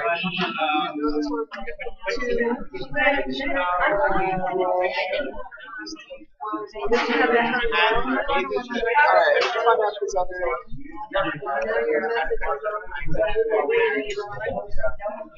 So, correct that don't worry about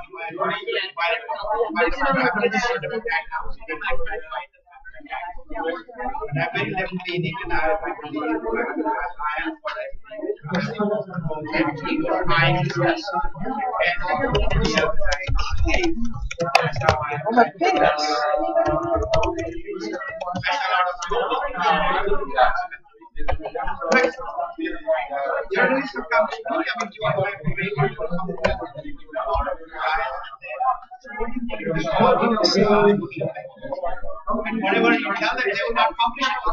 Where's my desktop?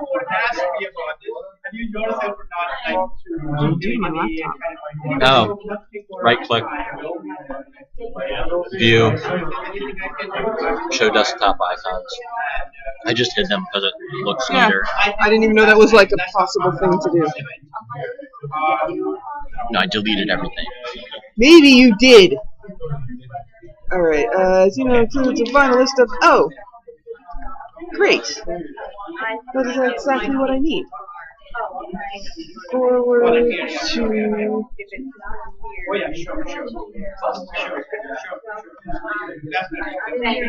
Okay. I think I was 1, 2, 3, 5, 6, 7, There's actually a fair amount of vegetables in this case. 11, 12.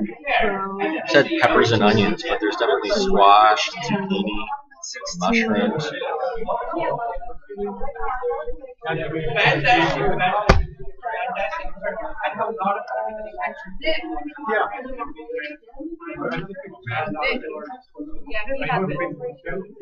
do you think 3 years ago you would end up being the chair? When we were sitting in Trenton at our Trenton office, which lasted like one meeting.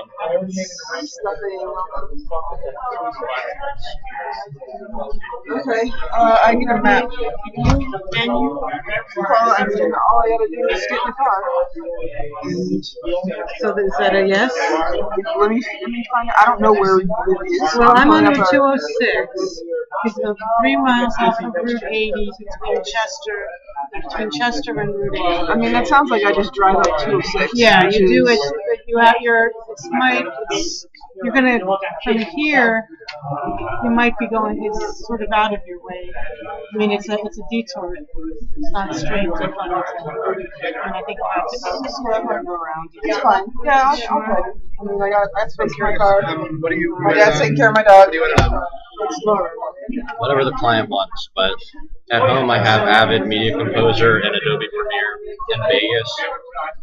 But I do edit on Final Cut when the company wants me to. I don't have an Apple at home, so I can't run it at home. I see. That's curious. I work as a music editor for music TV and I'm a creator of music so much, unless you want the voice distorted. I did an internship at World Cafe at WXPN at the University of Penn in Philly. Yep, been in their performance space. Yep, that's what my internship was: loading bands in and out of there, miking them, setting them up, monitoring the recordings. So that's my beginning and end of my experience with recording music. You know, it's funny. I cut my teeth the second semester in New York, and I recorded at the avant-garde place. It's American Philly. Probably when you were born. Before maybe. A long time ago. Yeah, but then I worked for but cool. And which chapter are you a part of? New Jersey. There's no active county organization down in South Jersey where I am, unfortunately. I'm with the SSA, and Princeton is a hike for us. Yeah, Princeton is a hike for me. Princeton is an hour north from where I am. So what we would be more likely to do would be to record something, digitize it, and mail it on a hard drive to me. Or Dropbox.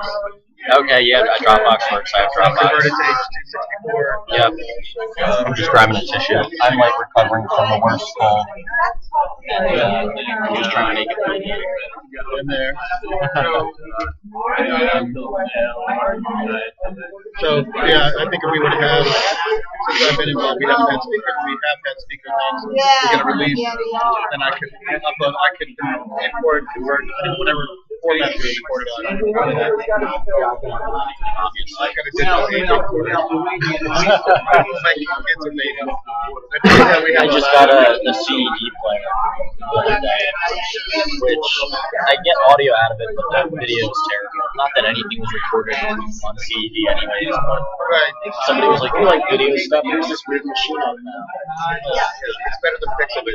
Yeah. Yeah. I worked on a movie that had footage, all the dream sequence Pixabay. It works as a surreal, but the noise floor was everything's really good. So the noise floor, that was my first sound editing job in the business. The noise floor was like -20. Oh wow.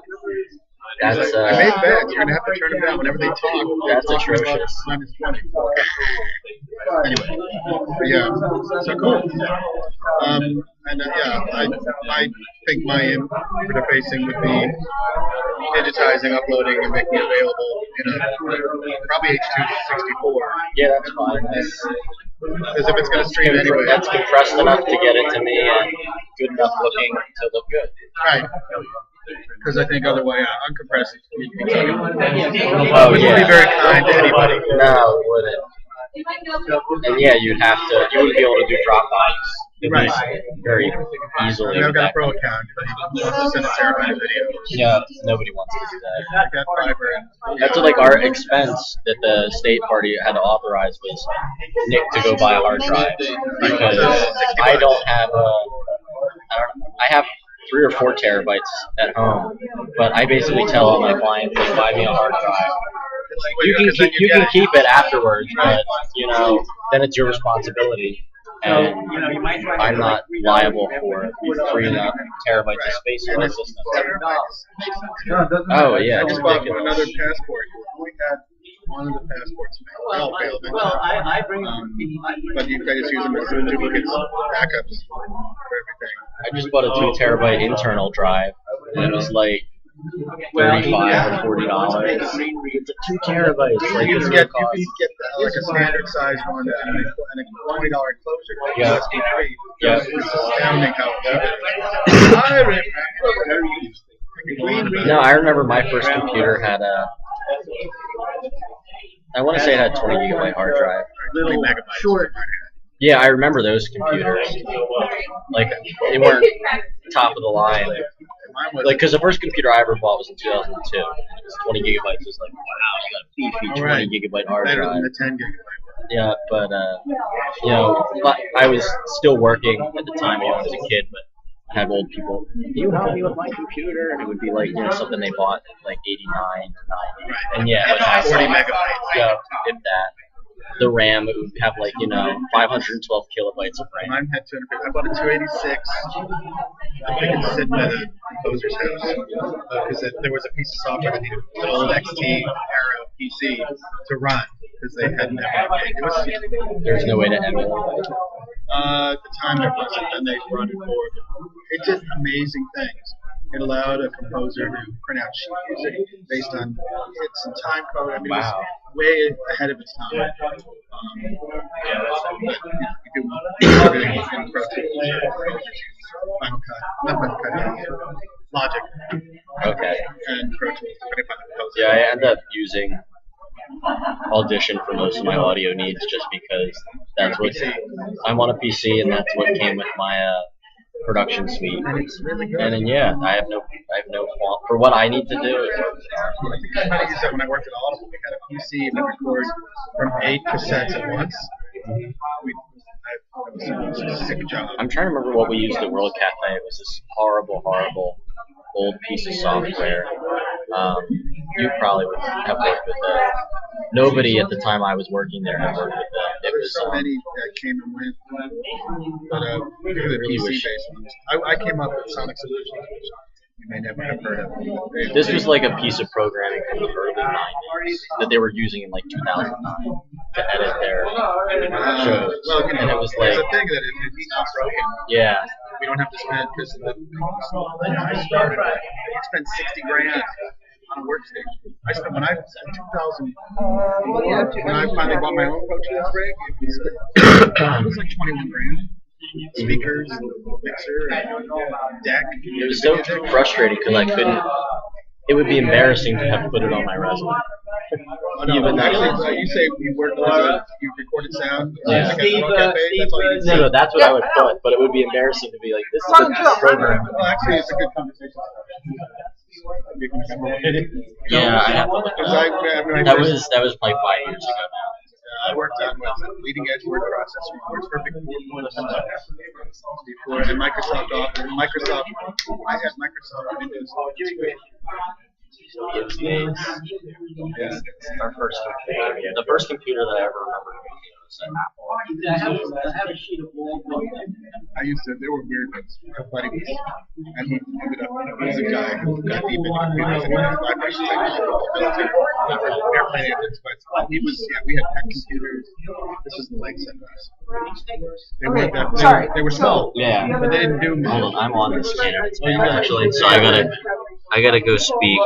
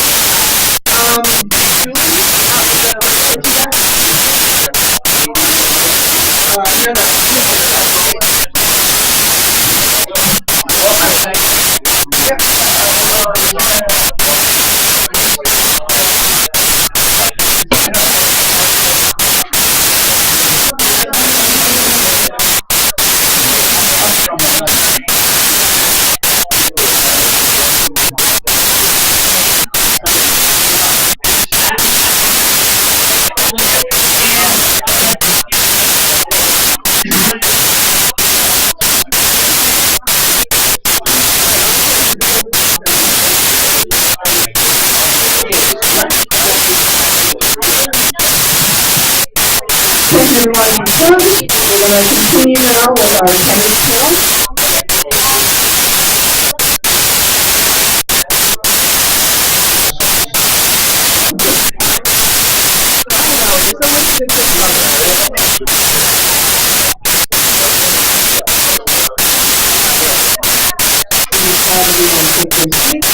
I will very shortly hand it over to Steve.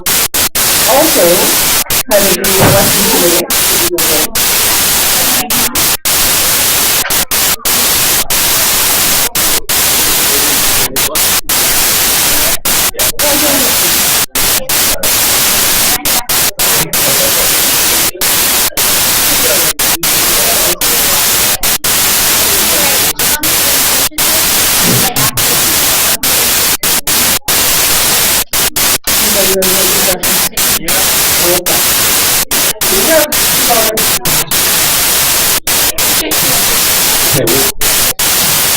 We're going to introduce our respective slate for 2015.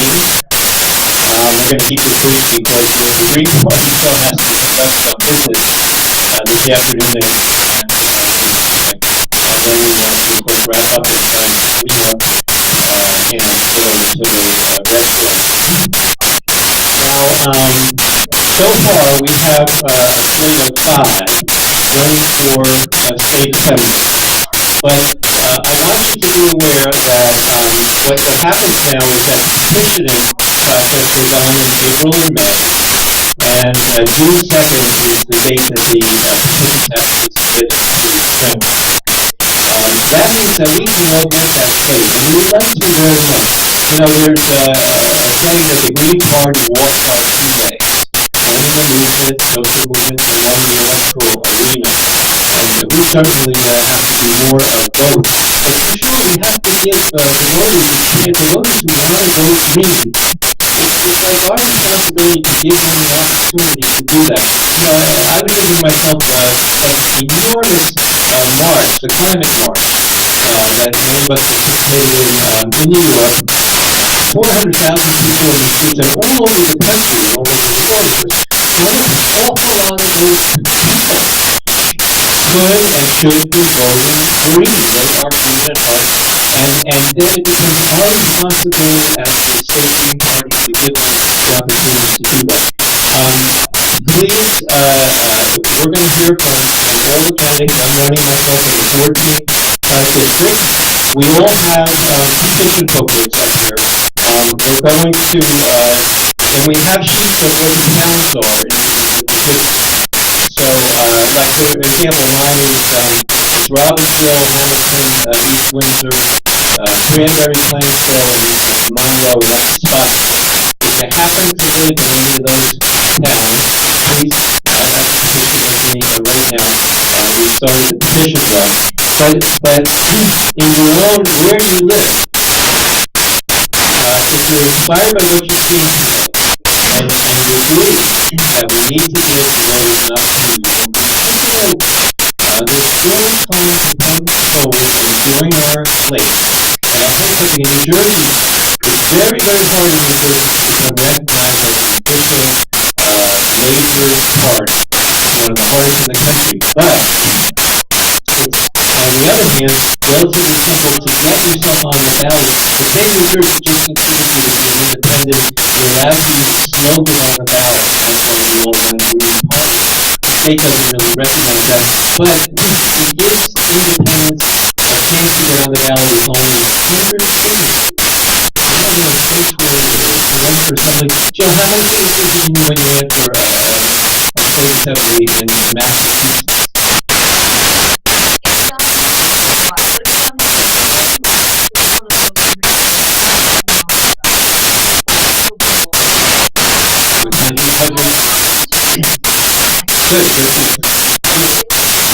Jill got 18% of the vote.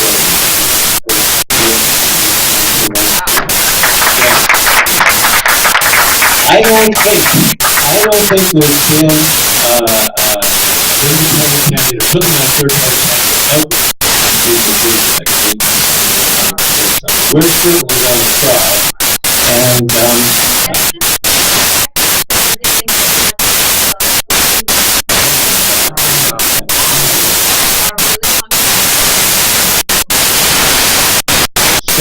And so, considering if you would, you know, pretty much you already handed in 150. So if you handed in 102, the Democrats would be right on you, right on that petition, and take note of it. You get three, you get 3 signatures of people who want to get third type of stuff. They throw you up the ballot. So if the threshold is 100, I think the petition will put out 50 signatures stated by the supermarket and Congress. Tell of work. In the next resolution, based on the petitions together and please consider. Right now we have a wonderful slate so far of 5. So if you just make up, I'm gonna start. We have someone running in the 6th. Jimmy Branch has to go to work, unfortunately, so he's not using the country. So we have James Falcianski running in the 6th. We have Kenneth Collins running in, I'm sorry, Steve Zielinski running in the 12th. Kenneth Collins running in the 10th. I'm going to go right up to number, whatever, to James Falcianski running in the 6th. And James, please tell what the towns are in your district so that if anyone's here from his district, you can get to those and sign the petition.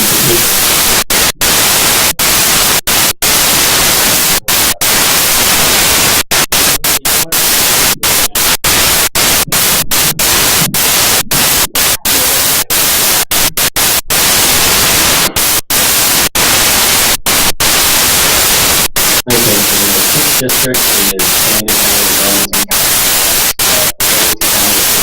Valley, Burlington County is Berlin, Berryhill, Collinsworth, Woodsboro, Madden Township, Madden Field, Pinella, Murphyville, Berkeley, Pennsauken, Summerdale, Stratford, Haverstock, and Voorhees. So those are all the towns in the 6th district. If you're living in one of those towns, please do the petition outside.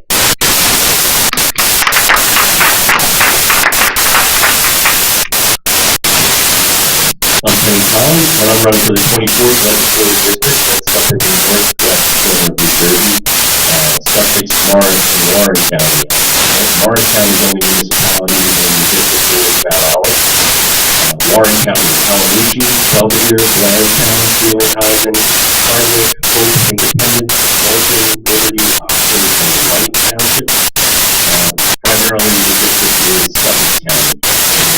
Andover, Renville, Darwin, Brentford, Franklin, Erie, Greene, Danvers, Hampton, Cardisley, Nassau, Lafayette, Montague, Reading, Wilkinsburg, Sanderson, Sparta, Stanhope, Stillwater, Sussexboro, Vernon, Walpack, and Walbridge. So if you are from any of those municipalities, or you have any friends or relatives who are like me, ask them to contact me and sign my petition. My email is worldwiderebel1@gmail.com. Good luck.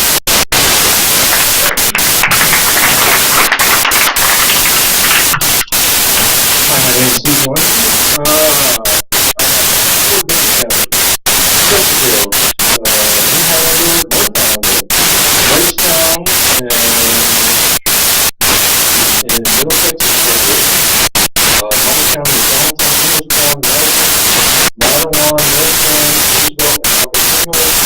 I have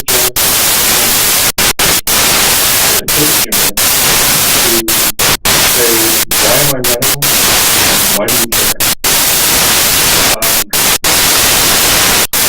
Last year, May 19, 2013, my wife, after the Nancy, who was the Vietnamese teacher for 14 years, was and she wasn't sure about cancer, but until you're actually in the trenches, dealing with it one-on-one, really good. And I hate to say that I'm thankful that I got to experience it. One of the things we realized was talking to people going through these situations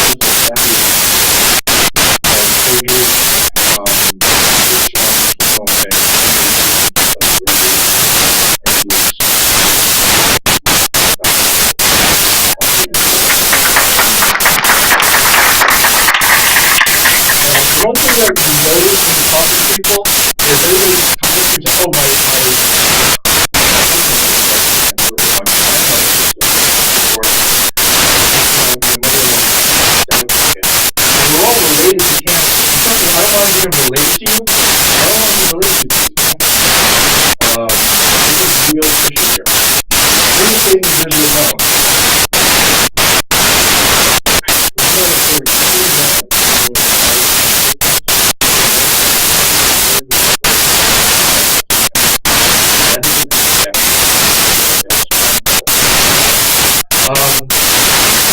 Yeah, thank God we had insurance. I started growing and we keep hearing we're that much closer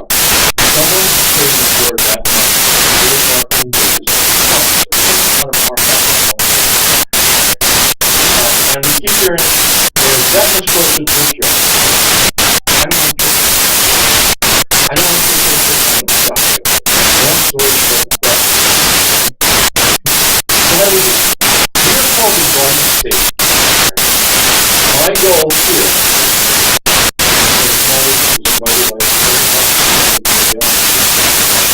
I don't want to take my goal here is to New Jersey back to being organic. We have to get ourselves back in market. Take ag,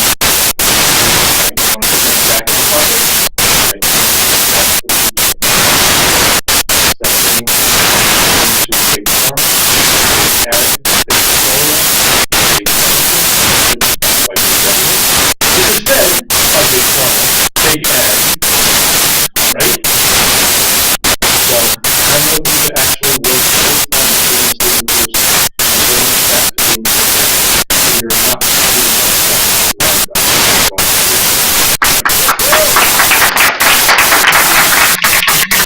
It is look out for looking on that page. I'm there right next door.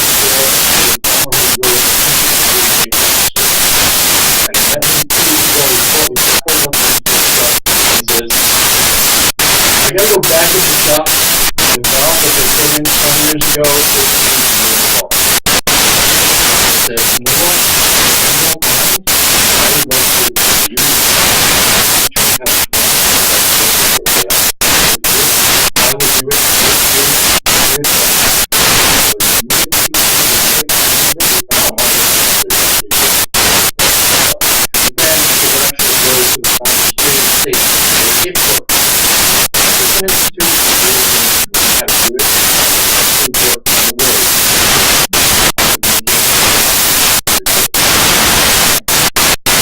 that's number one. Number two is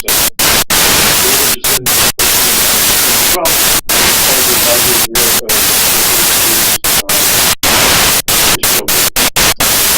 education system. Our main problem here, and with the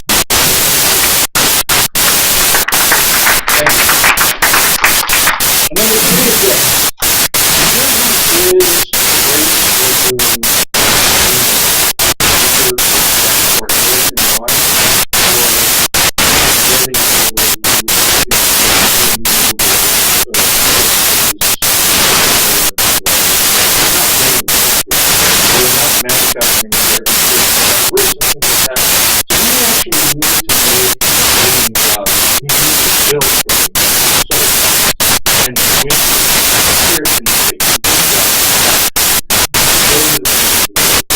One thing I've learned is we have to run a pipeline to our district. Yes. They have to put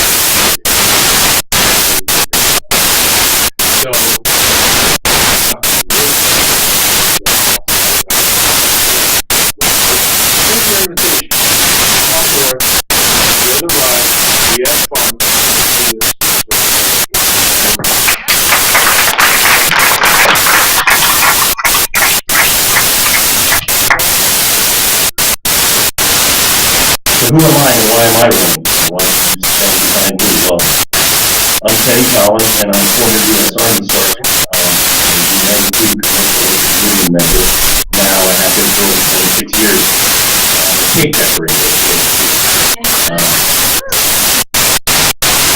If you're familiar with Northwest New Jersey, you'll know that for far too long the political conversation up there has been completely one-sided as pro-American Republican candidates have been elected, come in office again and again. Never has a third-party candidate essentially challenged the status quo. I am running to change that and to change the conversation to one that reflects the values and the beliefs of the Green Party. The speech that Chris Hedges gave at a past GPNJ Convention and the antics of New Jersey Governor Chris Christie have galvanized my choice to pursue the state assembly seat in northwestern New Jersey. If you were here, you'll remember Mr. Hedges told us that we need to facilitate environmental and social action, and I know that I and many of you actively and aggressively do that. So much like me, you're probably taken aback a bit by this comment. And it made me reassess how we're approaching things as a party here in New Jersey and across the country. I confronted Governor Christie about the Fenimore landfill at Town Hall, and I forced him to lie publicly about it. Christie's leadership resulted in a solar project debacle at Fenimore landfill, and the solar panels have still never been put up and may never go up. And the Republican leadership in District 24 has led to another solar related multi-million-dollar boondoggle that's been in the news for the past couple of weeks. The two-party system represents the left and the right center, and it fails the majority of the people, marginalizing and patronizing those with progressive ideas by disenfranchising the voters outside. True political leadership finds solutions that do the right thing by achieving cooperation through compromise. It does not take the my way or the highway approach that's favored by Governor Christie, but instead it listens to all concerns and seeks a balanced and well-thought vision that benefits everyone. First and foremost, it's about doing the right thing. And the goal of my campaign is to focus attention on the partisan political choices that are failing the people of District 24, changing the conversation to reflect the ideals of social and environmental justice, with an emphasis on proper stewardship of the earth as the primary focus, instead of the current focus on profits with a complete disregard and lack of respect for the environmental impacts that runaway capitalism inflicts on our planet and our communities. Earth is facing a global methane emergency. We must take drastic measures to counteract the massive release of natural methane due to thawing of the permafrost caused by the irresponsible actions of mankind. We as a people must act swiftly, decisively, and immediately to change the conversations our political representatives are having. We are to stop the machine from creating the world. Brittany, I hope you can sign my petition when you get a chance. Thank you.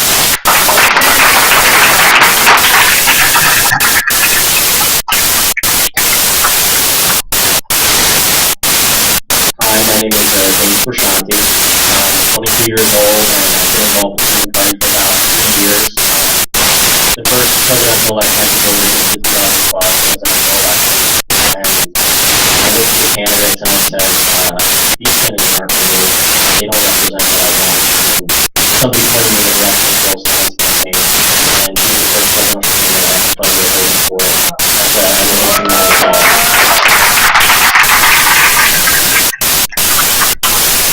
I became involved with the Green Party shortly after that because I'm a millennial and policymakers aren't doing anything that millennials want. We want clean water, we want clean food, we want walkable communities, we want peace, we want people over profit, we want accessible health care, we want diversity and quality of government. And it's not happening with the Republicans or Democrats. They can't help us because their campaigners want them to thrive. Big corporations that care about profit over people. And I don't believe that trying to work with these parties is change the climate relative to as far as what I want to do in New Jersey, instead of promoting a sustainable suburban sprawl at the start of the shopping center, I want to restore New Jersey's native downtown and walkable communities back to our cities, take the existing infrastructure we have, renew it, make it better, and hopefully do some building and build something that's sustainable.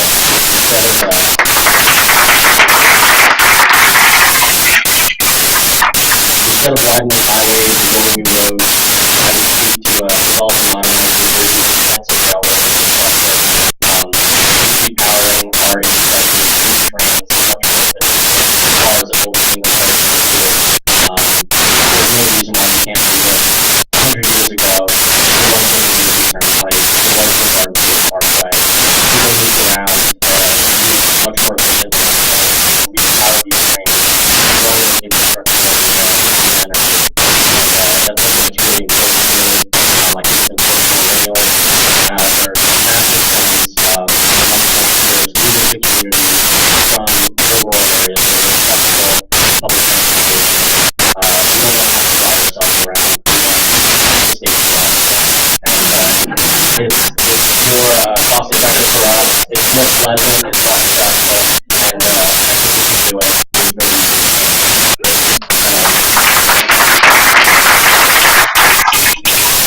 and I just unfortunately but I live just outside of New Jersey. I work part-time at the average school.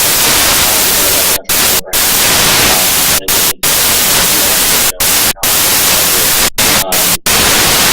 it breaks my heart to see the situation in New Jersey, major areas, especially where Addison and Camden. The politicians think that they can offer these multi-million-dollar tax breaks to corporations and relocate them to the city and fix everything. These corporations aren't offering jobs or creating opportunities. They're not investing in communities. Camden handles looks like a fortune. The design trends are worse. You can see that right now. Uber just offered a multi-million-dollar tax break to move there.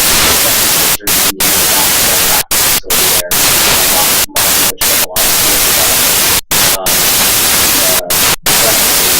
technology. They all have their headquarters in Newark, their headquarters, but they're not offering jobs without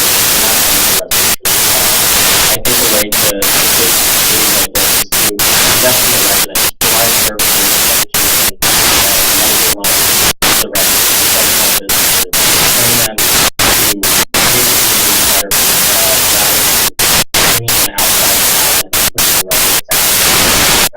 Instead of encouraging development, I think we need to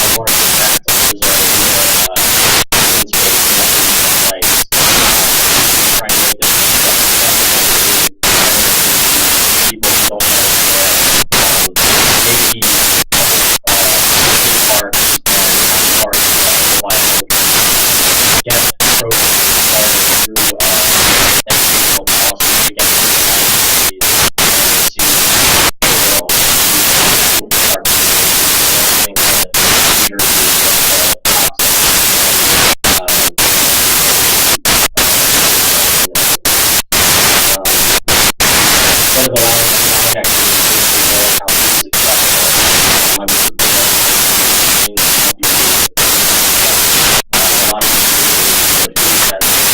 I had no access to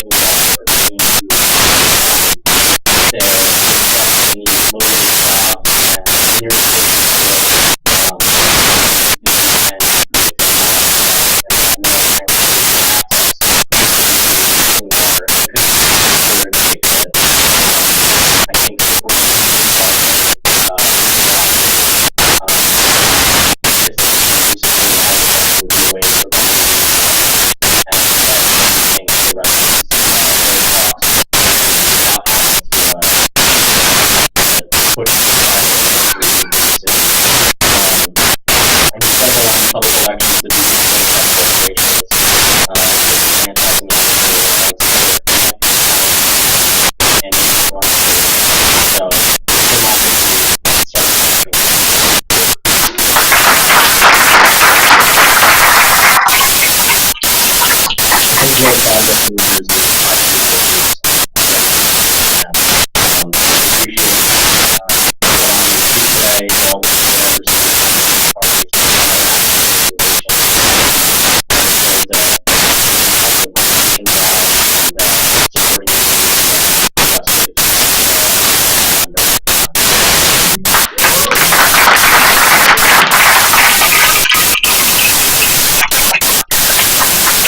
GPNJ election, and that's our function. Our function is to help campaigns, and we will be doing that.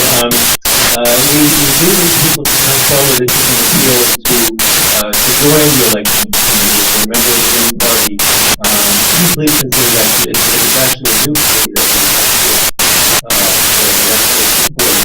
We need to populate that committee. Laura, do you have time for questions?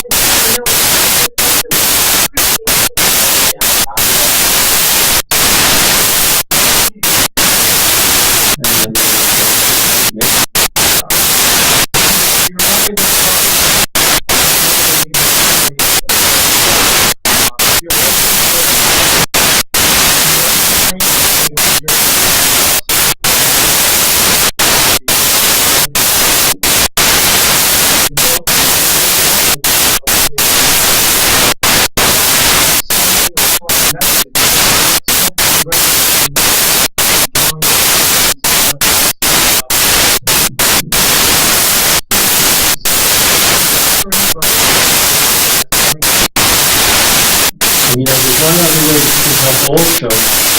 One does not have to live in the district to do a petition.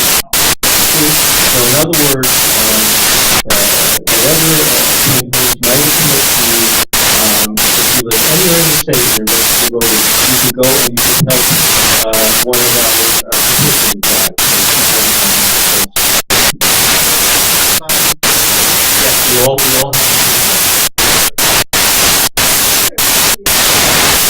designers have to be registered voters in the district. But the petition help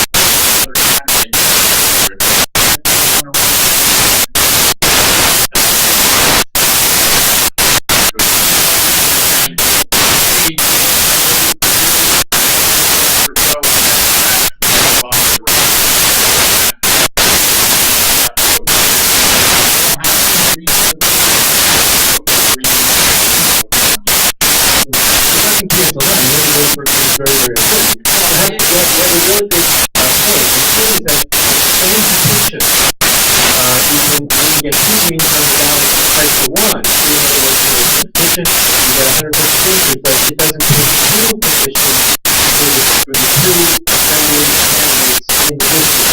They can run together. So we should all try to find a running mate. Mark? I am supporting a candidate, one position. He's going to be here again. He's actually interested. He's going to get his own and he's really nice about and he's again, I agree with you.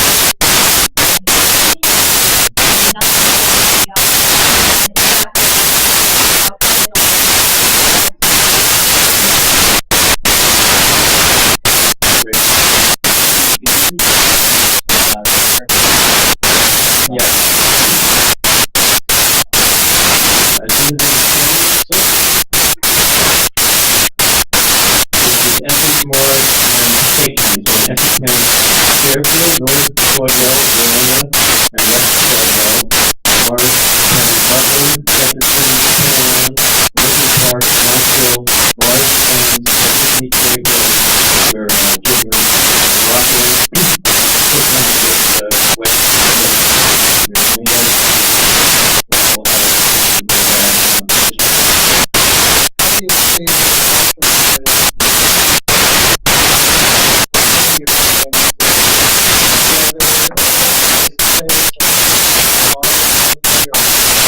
yeah, we've already developed one. In fact, the rest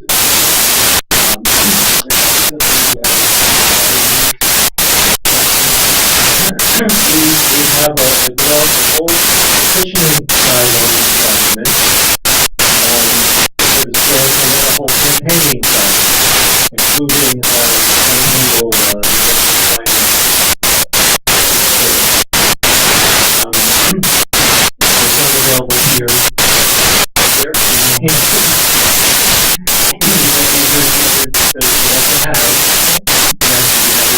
And I can email also. We'll be helping with doing press releases, and we'll be helping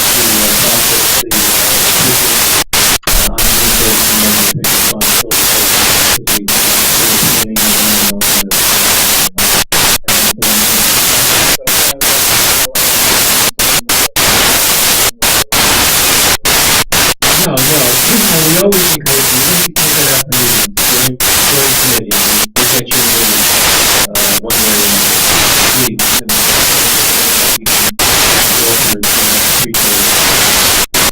this is probably a hard time. Thank you very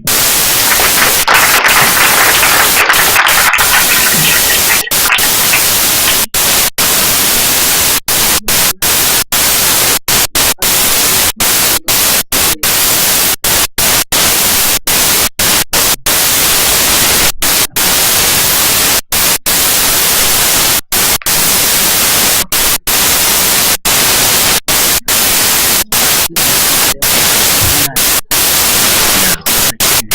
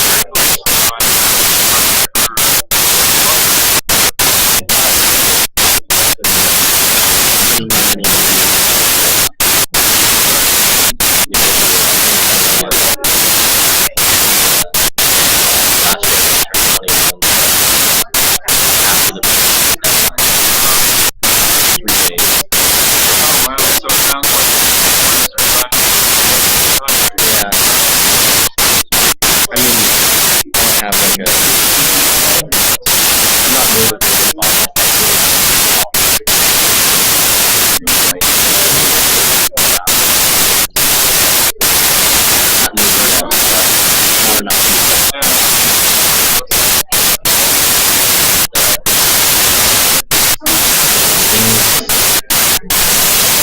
more I try to do, the more I see it.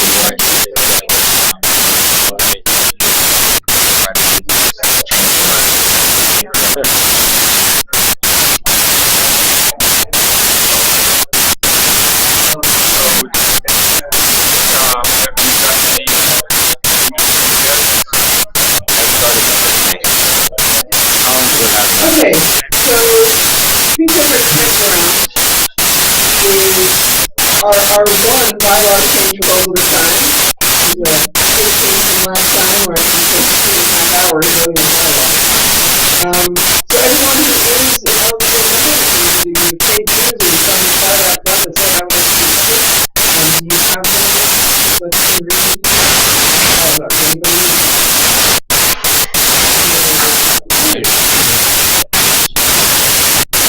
You want to present your table So we have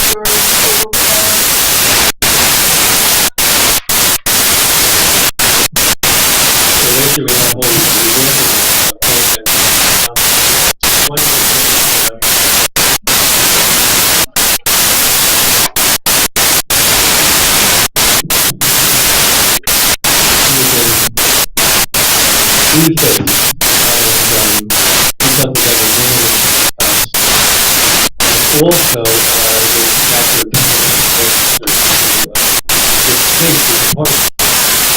so we stipulated the requirements to the change use to we have sections because the way that the email reads, really, it just says it's eligible.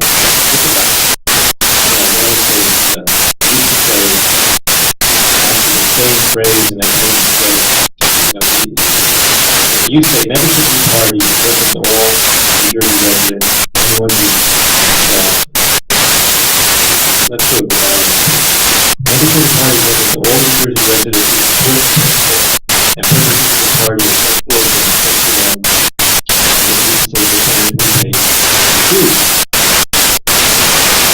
just about all the which now, if you look at the definition on the top of the page, the criteria is really just to be a member. It doesn't really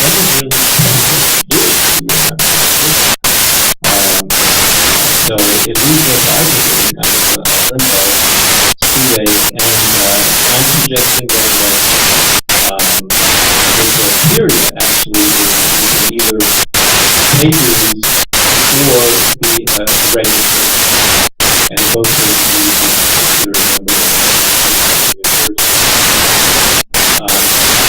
that's about it. Now that was really about the decision part of our we meant to say county members the actual truth we would talk around the actual seriously, especially thousands are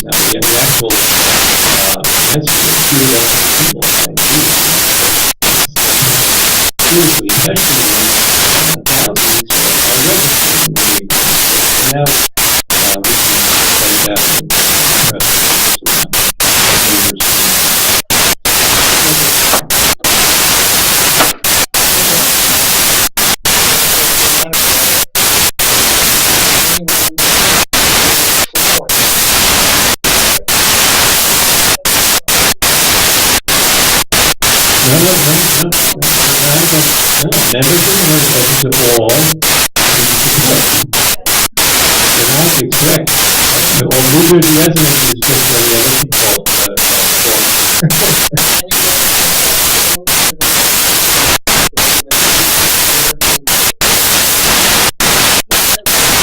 second time. No, the proposed change is on the bottom. See, in other words, on the top, in bold, is how it reads right now, and it says now, over there, one here, but what matters now is change is the bottom of the page is bold. Membership in the party is open to all New Jersey residents who support the principal of the party. Next goes to section 1 and 2. A, pay dues, and or B, are listed as Green Party registered.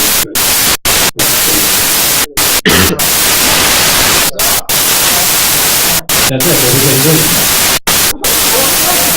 Yeah, you see the bottom one is going to be voted.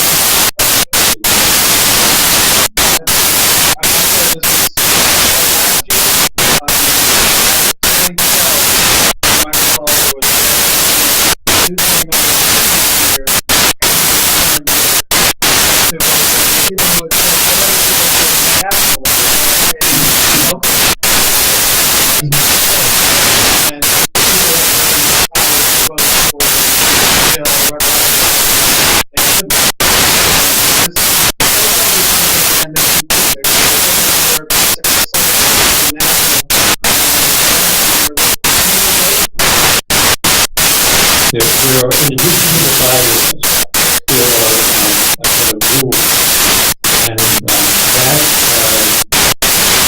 dealt with in rules, and probably has to be readdressed. The way, when there is a meeting, it's very limited. Pay dues, you pay dues, you are an entity. This question doesn't, if you pay dues at the local level, and you vote. Where you do the state level, you notify the local record of the part. One thing we have discussion about is how to sharing. So for a while, we can't do the local state still in the middle of that. But this doesn't really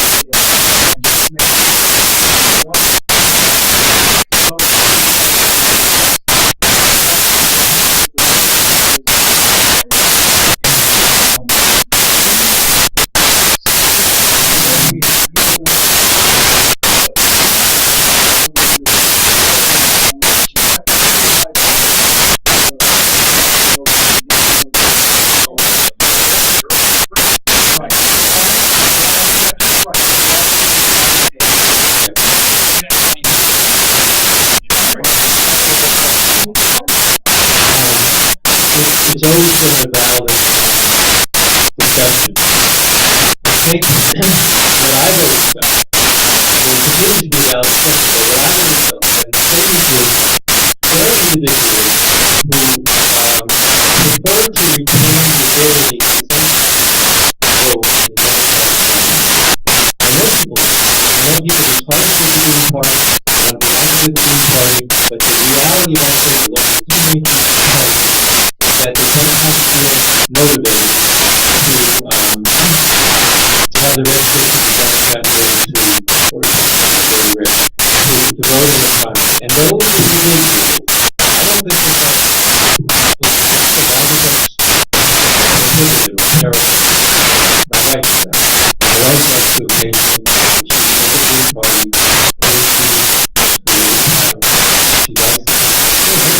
there's a second one, and next week there's a and I think they're actually competitive everyone's on the that's why it makes sense to say, all right, I'm not registering this one, go to build your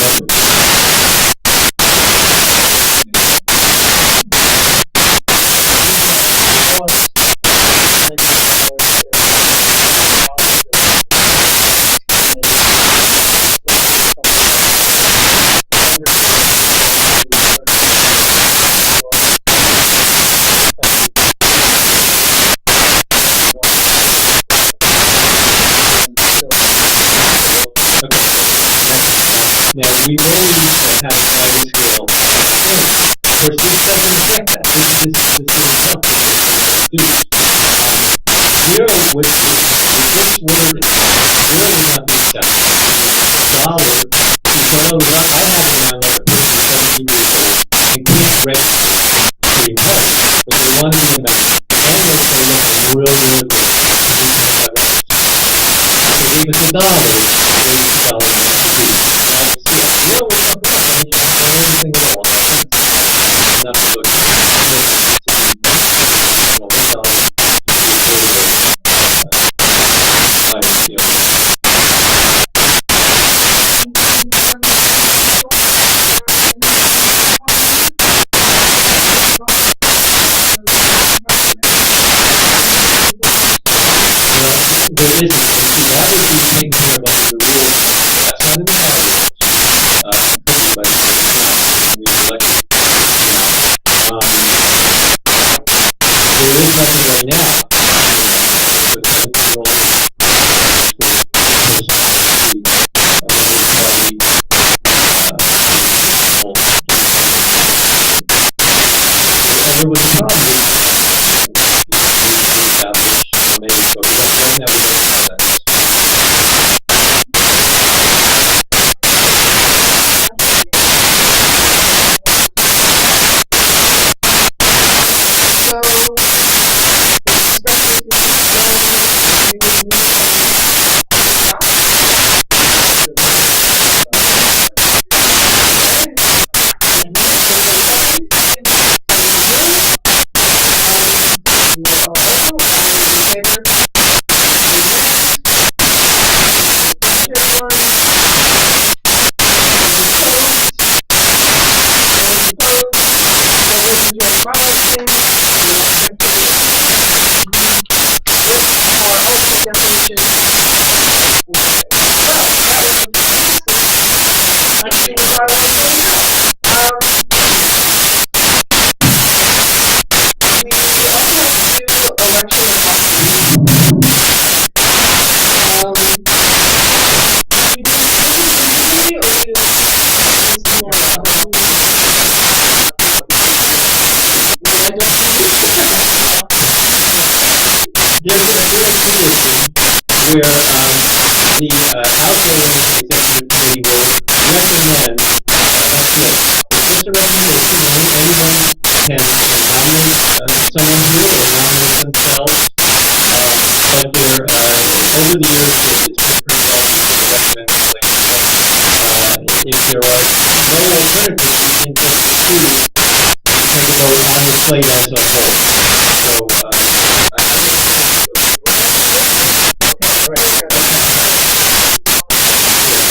So, So the recommended slate this year is Nora Capri, Volunteer Vice Chair Lily Saccarino,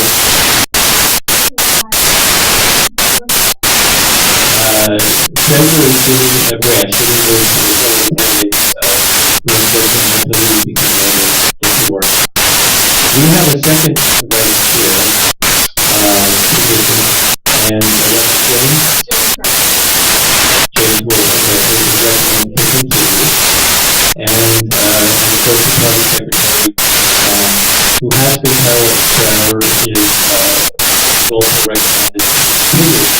People are allowed under our bylaws to in the executive committee. these individuals were so that's Laura for chair, Julie for vice chair, James for second vice chair, Julie for treasurer, and Michelle and I for secretary. So then what we do is open it up to the floor. If there are other nominations, competing nominations, if there's self-nomination, that's absolutely fine, but if not, then we can proceed to the vote on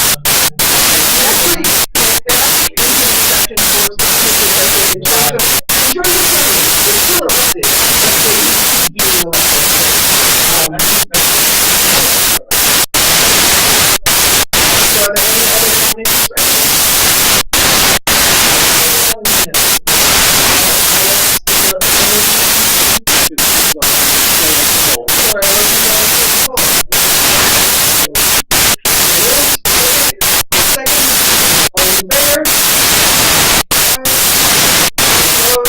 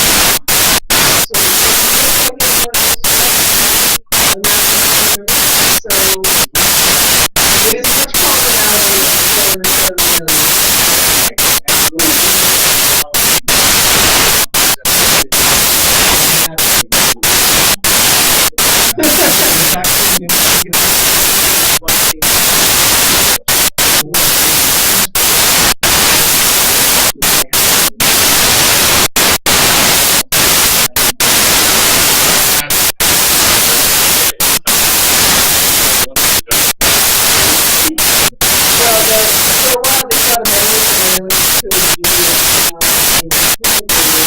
this thing to report to the right so I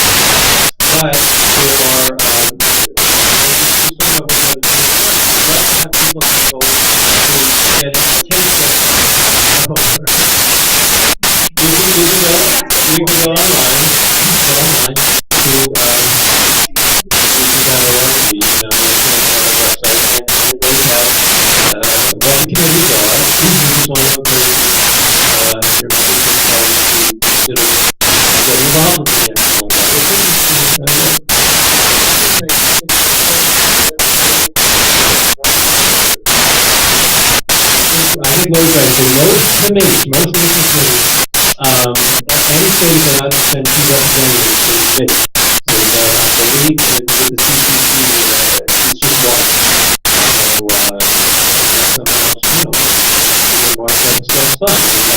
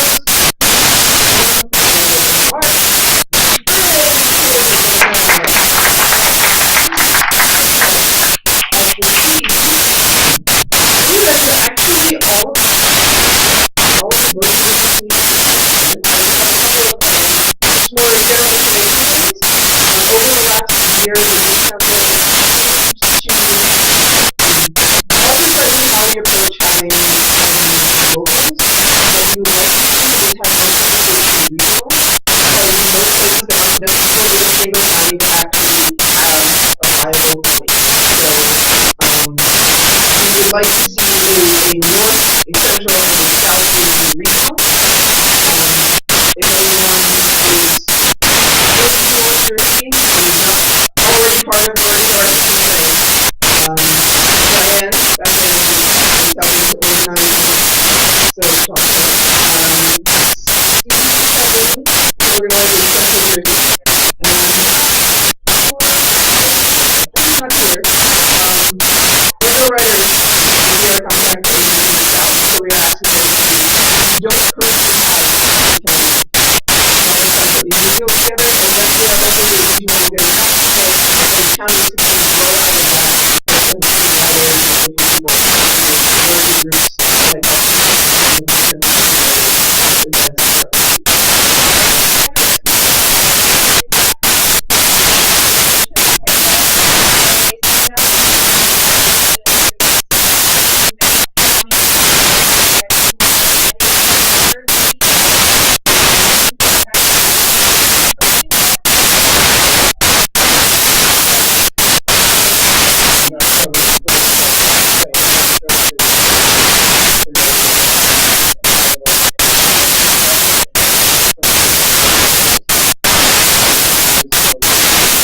like it's also being known, we do aspire and we really like efforts and eventually we will come great. We hope that we will send them buildings and local government substations so that they're not intimidated.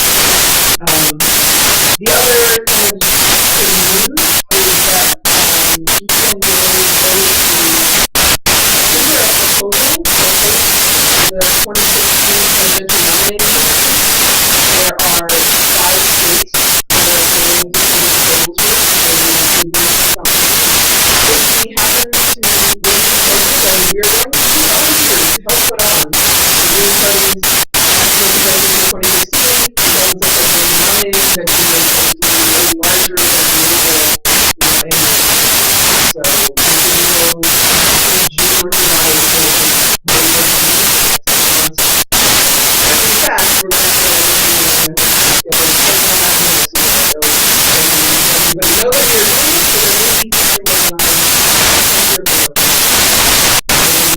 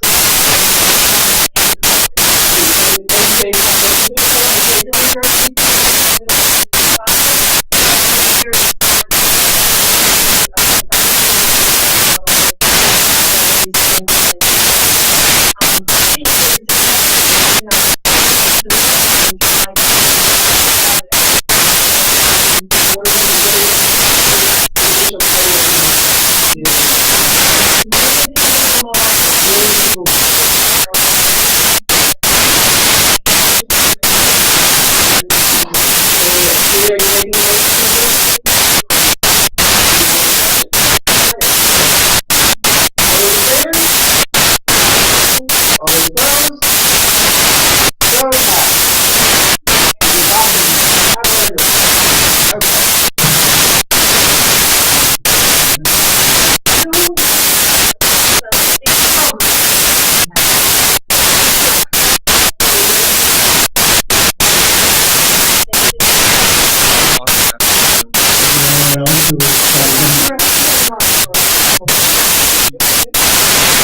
minutes.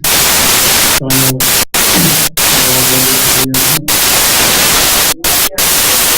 we're probably going to start. This document I have in my hand, I'm the treasurer of the Green Party, and this document is the letter we send out at the beginning of the fiscal calendar year, which is our fiscal year, telling people what we've done and what they might have gone to and when they should consider being a member. I'm not going to read the whole thing, but I'll summarize it for you. As already mentioned this morning, we were very active in the Dutch, where we wanted against participation. In fact, Ted and Jane and Jerome, who's not here today, every Tuesday night meet with the people in Roseland to continue the action efforts. Not totally successful because we didn't stop it, but nevertheless monitoring the pollution. And we've also, through that meeting, been able to get a number of towns to pass resolutions against the pipeline, and also the Essex County Board of Fish Office.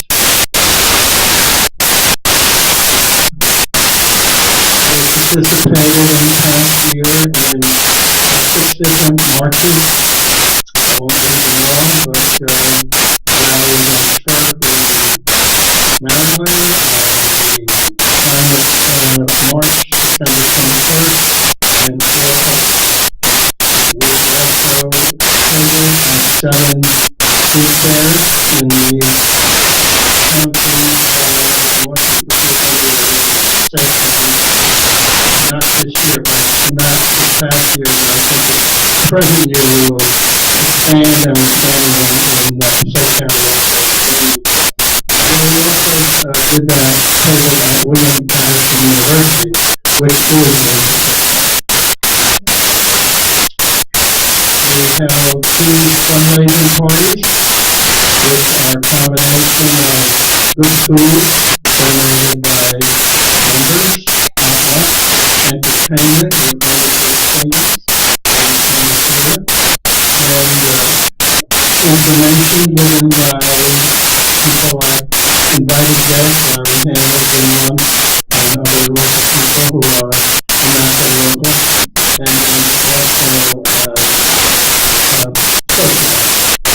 We have developed and have a very active Facebook on the organization.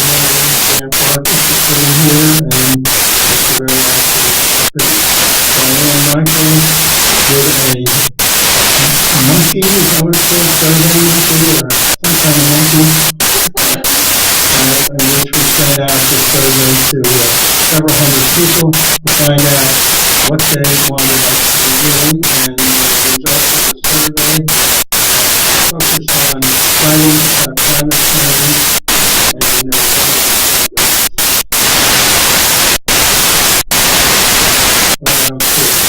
and and other than that, we meet monthly, and there's a score. One thing we did not, we have not, in the past few years, had any candidates for office. I'm thinking about changing that in the next congressional election. Any questions,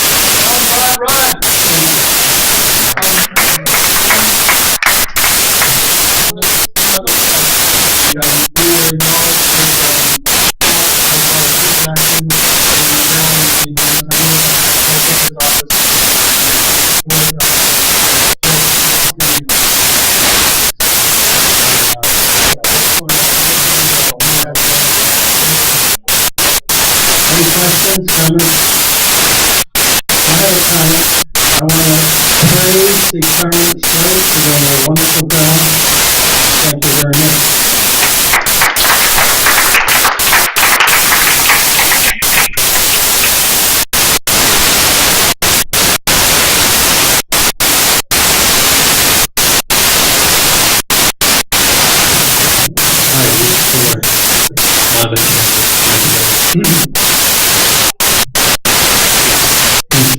failed on having a meeting last year. The presence was made at some major events I would like to list. It's about networking with various people that have transformation to do it in a very good way. Brothers Against Monsanto was celebrated all across the country. On that day, in case of military days going on in my time today, big red light stops said, stop poisoning our planet. Tons of cars saw that message, and I'm decked out as a Green Party at that point. In more than a decade, the Green Party of Orange County has had a table at the LGBTI event, Jersey Pride in Asbury Park. We as Green Party members are proud to have such a record at that event, and we plan to be there again. Newark, just heard a reference to supporting the people of Dawsville. I'm proud to say that I was there, and I'm very happy to say that Diane Haney was here, because Diane lives in the police. Diane did something very special that day. She came to that rally with little placards in color that you could hang around your neck with the age and the name of a Goblin child who had died unnecessarily. And that was one of the most touching rallies that I've been part of. And I'm just so proud that in making my annual report that you will be here, that I could recognize you in that. Thank you. Extra work that you did to make that rally such a success. On that day, Julie and Peter Tegler was right. The 3 Green people were arrested, taken off, and told, you can't protest like this. They were being funny, and this is officers. So, Harold Steve on it, and this time, Harold Steve. In the streets of Rutgers, right here, apologize. Last year, Steve Welch was there. Julie was there. The Green Party had a table right next to, guess who? 15 now. This is about networking and working together where we have common goals. And as monitoring right here. New York City Local Climate March. Raise your hand if you were there. You know, Joe was there. My God, look around. Is this unbelievable? I'm proud of all of you. I'm glad that I was part of it. I was on a college bus with Barbara. We got raised with that. The cable coming over and knocking the heater off the top of just missed that. Anyway, John and Shenton Food and Water Watch had GMO labeling. Let me decide, the t-shirt said. We've been fighting the big ag corporations that want to keep labeling of GMOs below the surface of recognition. The activists of Food and Water Watch, the Green Party that I represent, will fight to the end. We want to know what's in our food. The Open American Awareness Institute on Organic Clean food with clean water. Green Party picked an interesting young man. The young kid, before he met, he was trying to get the kid Kevin Storm and his mother Susan. They have a radio station in Princeton. They've been trying to get to Jill. I don't know if they succeeded, but anyway. This kid got to me, not once, but twice. He interviewed me at the Gay Pride Parade in Asbury Park, and then at the Green Party picnic. At the Green Party picnic, It was supposed to be a workshop on singing, so I brought some songs for climate change, coming out of climate change. All right, check it out. Please Google the climate song. I got places over there to sing it.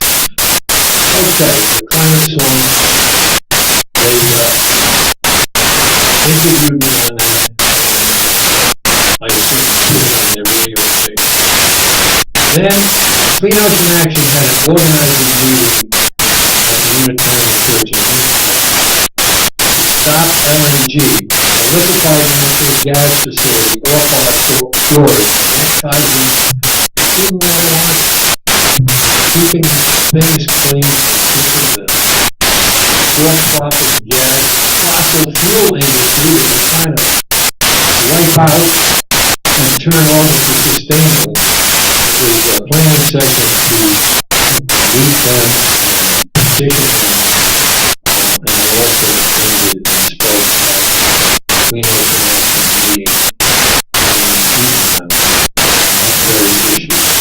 Then there was the New York City Trans-Pacific Partnership and Fast Track rally up by the Sheraton Hotel at 7th Avenue and 64th Street in the snow. Pretty good turnout. Diane was there, of course, along with others. The Green Party, we did move into the streets. We learned a lot from them. We learned a lot about regularly keep anecdotes. I introduced this, I think, back then, but you never know who you're going to run into. About 4 or 5 times a year, I got up to Route 27 Highland Park, right up the road here, because they have a peace visit on Saturday night. Lo and behold, I see this guy with a sign about climate change. It's a standard pool, one on the front, one on the back. We get to talk. He knows what he knows that it's lick. I think someone coming to his right has good management, standing about for anybody. Okay. So we're talking, and he said, you know, hey, in case you don't know, he's the kind of guy who gets on his bicycle and travels 300 miles to Washington, D.C. for the cause of changing the climate. He's the kind of guy that in the midst of winter will plunge in as a polar bear into the water to make money to raise the awareness on climate change. So that's what I meant when I talk about the network. Sid Madison made so good, and I need him over there. And speaking of these things, Ray Patrick was pointing out the most poignant thing to me after this meeting in 2012. I want to ask anonymous comment because Cindy Sheehan has been going around the country for some peace since she lost her son, Casey, in Iraq. I'm proud to say that a couple of weeks ago, when Cindy came to the meeting, we and I and Ray Patrick was hosted her, and we're keeping this room fully there for next today happens to be the exact anniversary of the death of Casey's very short, maybe 10-second moment silence in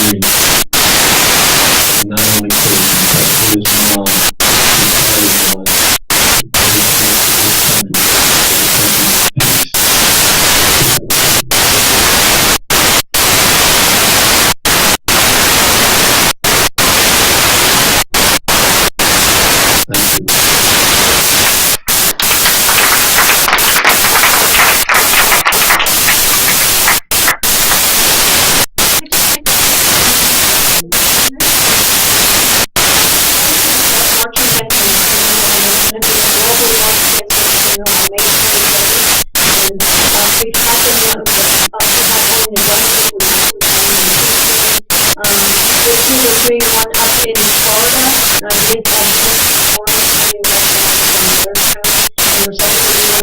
only Casey, but his mom and everyone who came to this country peace.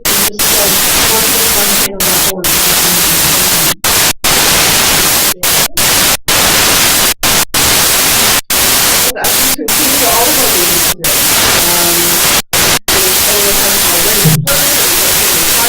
They're doing it here in the Mill, and we're in the restaurant, and so we're in $35 including the cost of the meal in the restaurant and on top of that, so we can have everybody come today. Thank you for coming. And that's what Q&A part.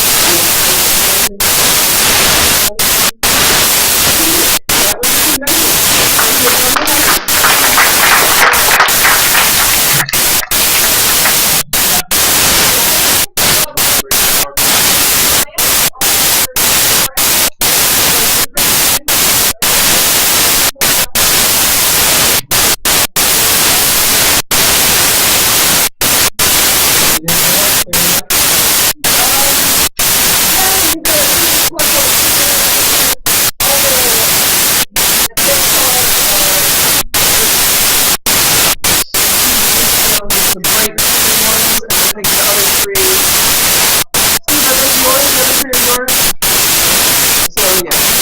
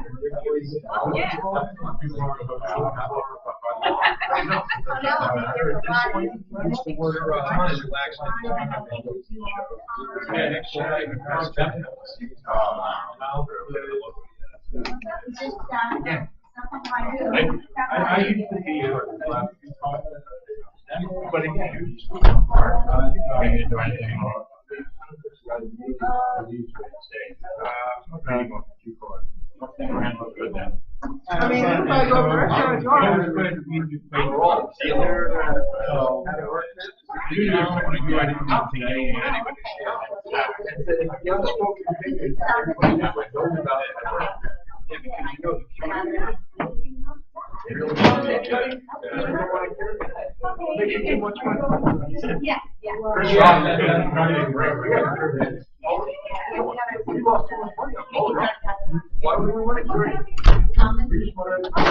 Yeah, can you stop this?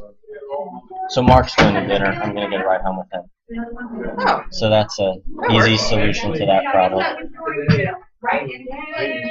Yeah, probably wasn't here when I originally.